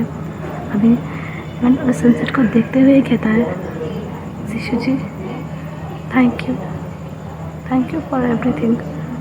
अभी जो अपना जीशु होता है वो भी सनसेट को देखते हुए कहता है तो मुझे थैंक्स करने की कोई ज़रूरत नहीं है। अभी देखता है, कहता है रियली। अभी जीशु उसकी तरफ फैन देखता है, कहता है हाँ ये जो कुछ भी हुआ है ईर्ष्या वैनिंग भाई प्रिंस इंसान की कुर्बानी के कारण हुआ है, मेरा इसमें कोई योगदान नहीं है। वैन कहता है मैंने उन्हें भी थैंक्स कहा है, बस आपको कहना बाकी था, कह दिया। एंड जैसा आप कह रहे हैं मुझे लगता तो नहीं कि आपका कोई योगदान नहीं है। और ये कहकर वो उसके घाव जो थे उनकी तरफ देख रहा होता है। अभी जीशु तो अपनी नज़रें चुराने लग जाता है उनसे, वैन उसे देख के स्माइल करता है एंड वापस से सनसेट को देखने लग जाता है। अभी वैन तो सनसेट की तरफ देख रहा था पर जीशु वैन की तरफ देख रहा था। अभी जीशु पर कहता है एक बात का जवाब दोगे। अभी वैन फिर जीशु की तरफ देखता है और कहता है जी पूछिए। अभी जीशु कहता है क्या तुम्हारे दिल में अभी भी मेरे लिए फीलिंग्स है। अभी वैन कैसे इतना हैरान हो जाता है, वो जीशु को देखता ही रहता है एंड उसके चेहरे का तो रंग ही उड़ जाता है। अभी जो जीशु होता है वो वैन को देख रहा होता है एंड उसे बहुत अच्छा लग रहा होता है एंड किसी को इस तरह से शौक देखना, क्योंकि ये वो चीज़ थी जो वैन किसी की उसे पसंद थी। उसका शौक होना, उसकी मासूमियत, उसकी सादगी, ये सब चीज़ें उसे अच्छी लगती थी।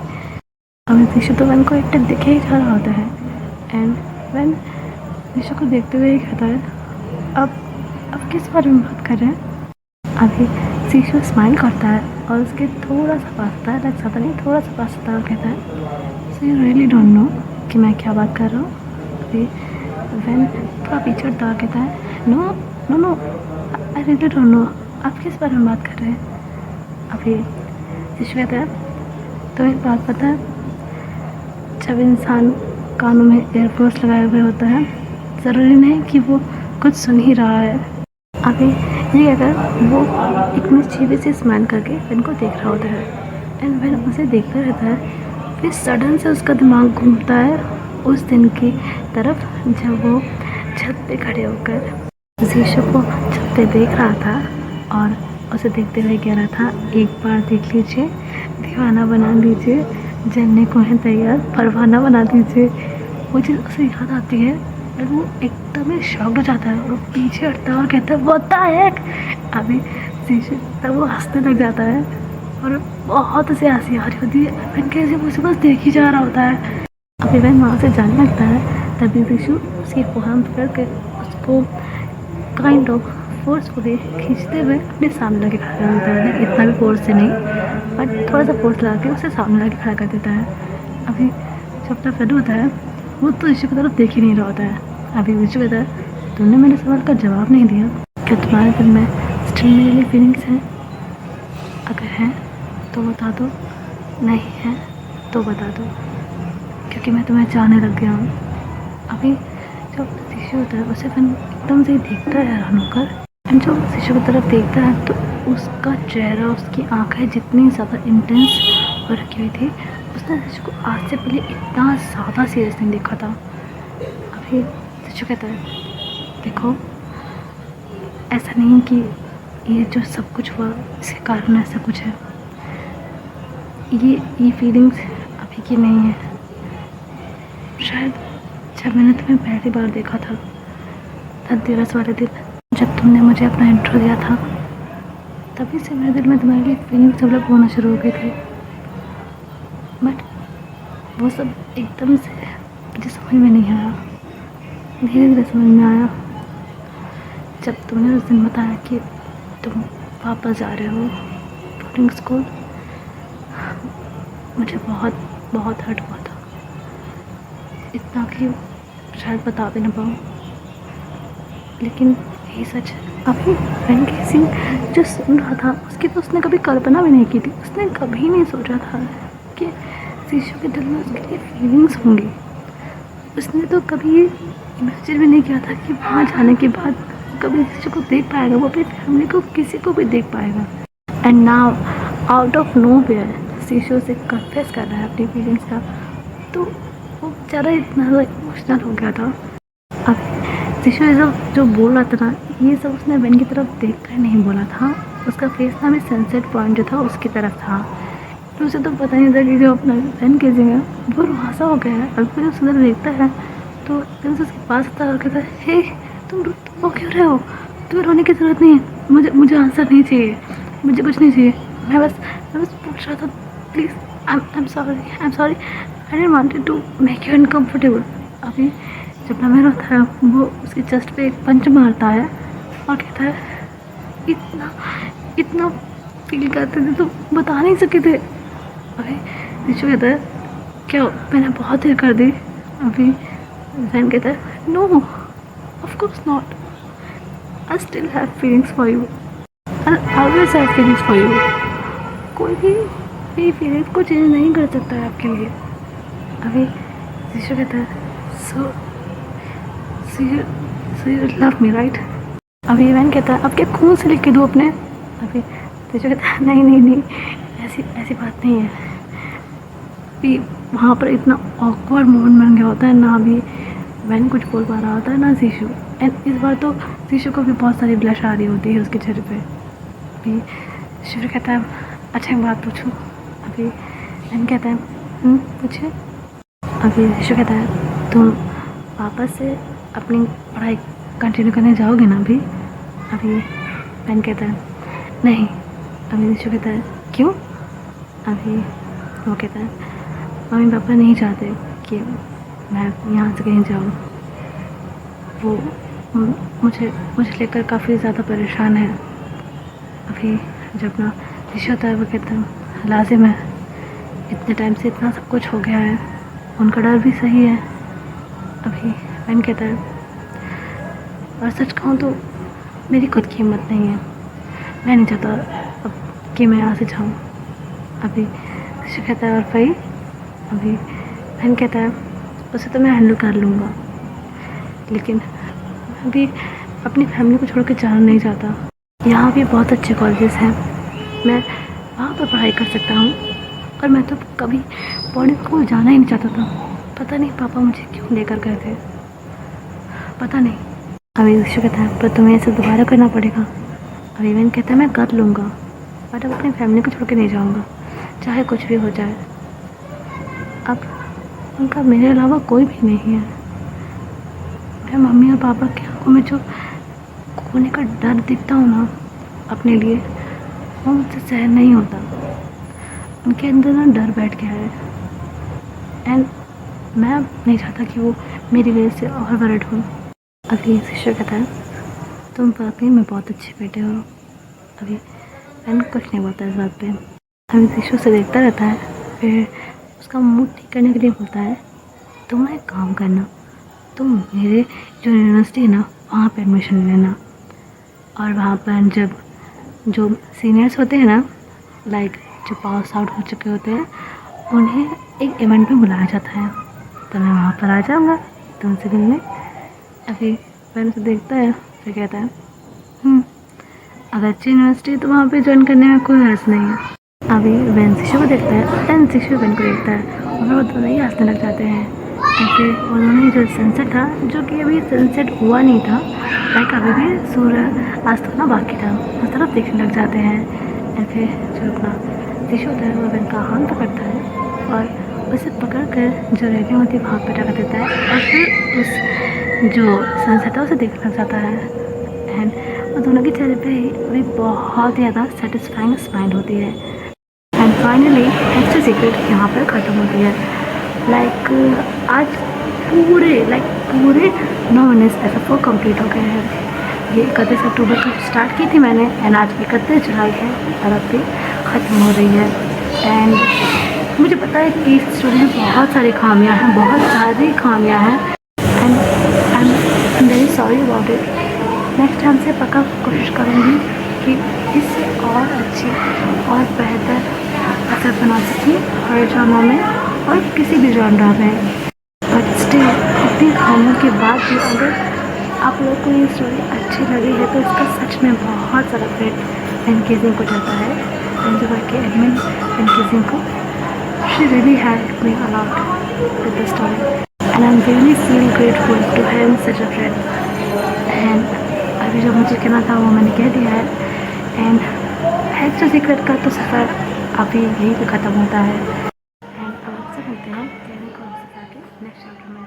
तक ये वीडियो पसंद आया तो लाइक कर दीजिएगा, चैनल पे रहे तो सब्सक्राइब कर दीजिएगा, वीडियो को शेयर कर दीजिएगा, एंड कमेंट में चैनल तो जरूर दे दीजिएगा।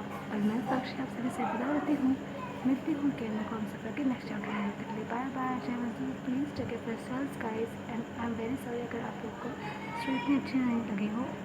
नेक्स्ट टाइम से और अच्छी स्टोरी आने की कोशिश करूँगी। सो बाय बाय, जय हिंद।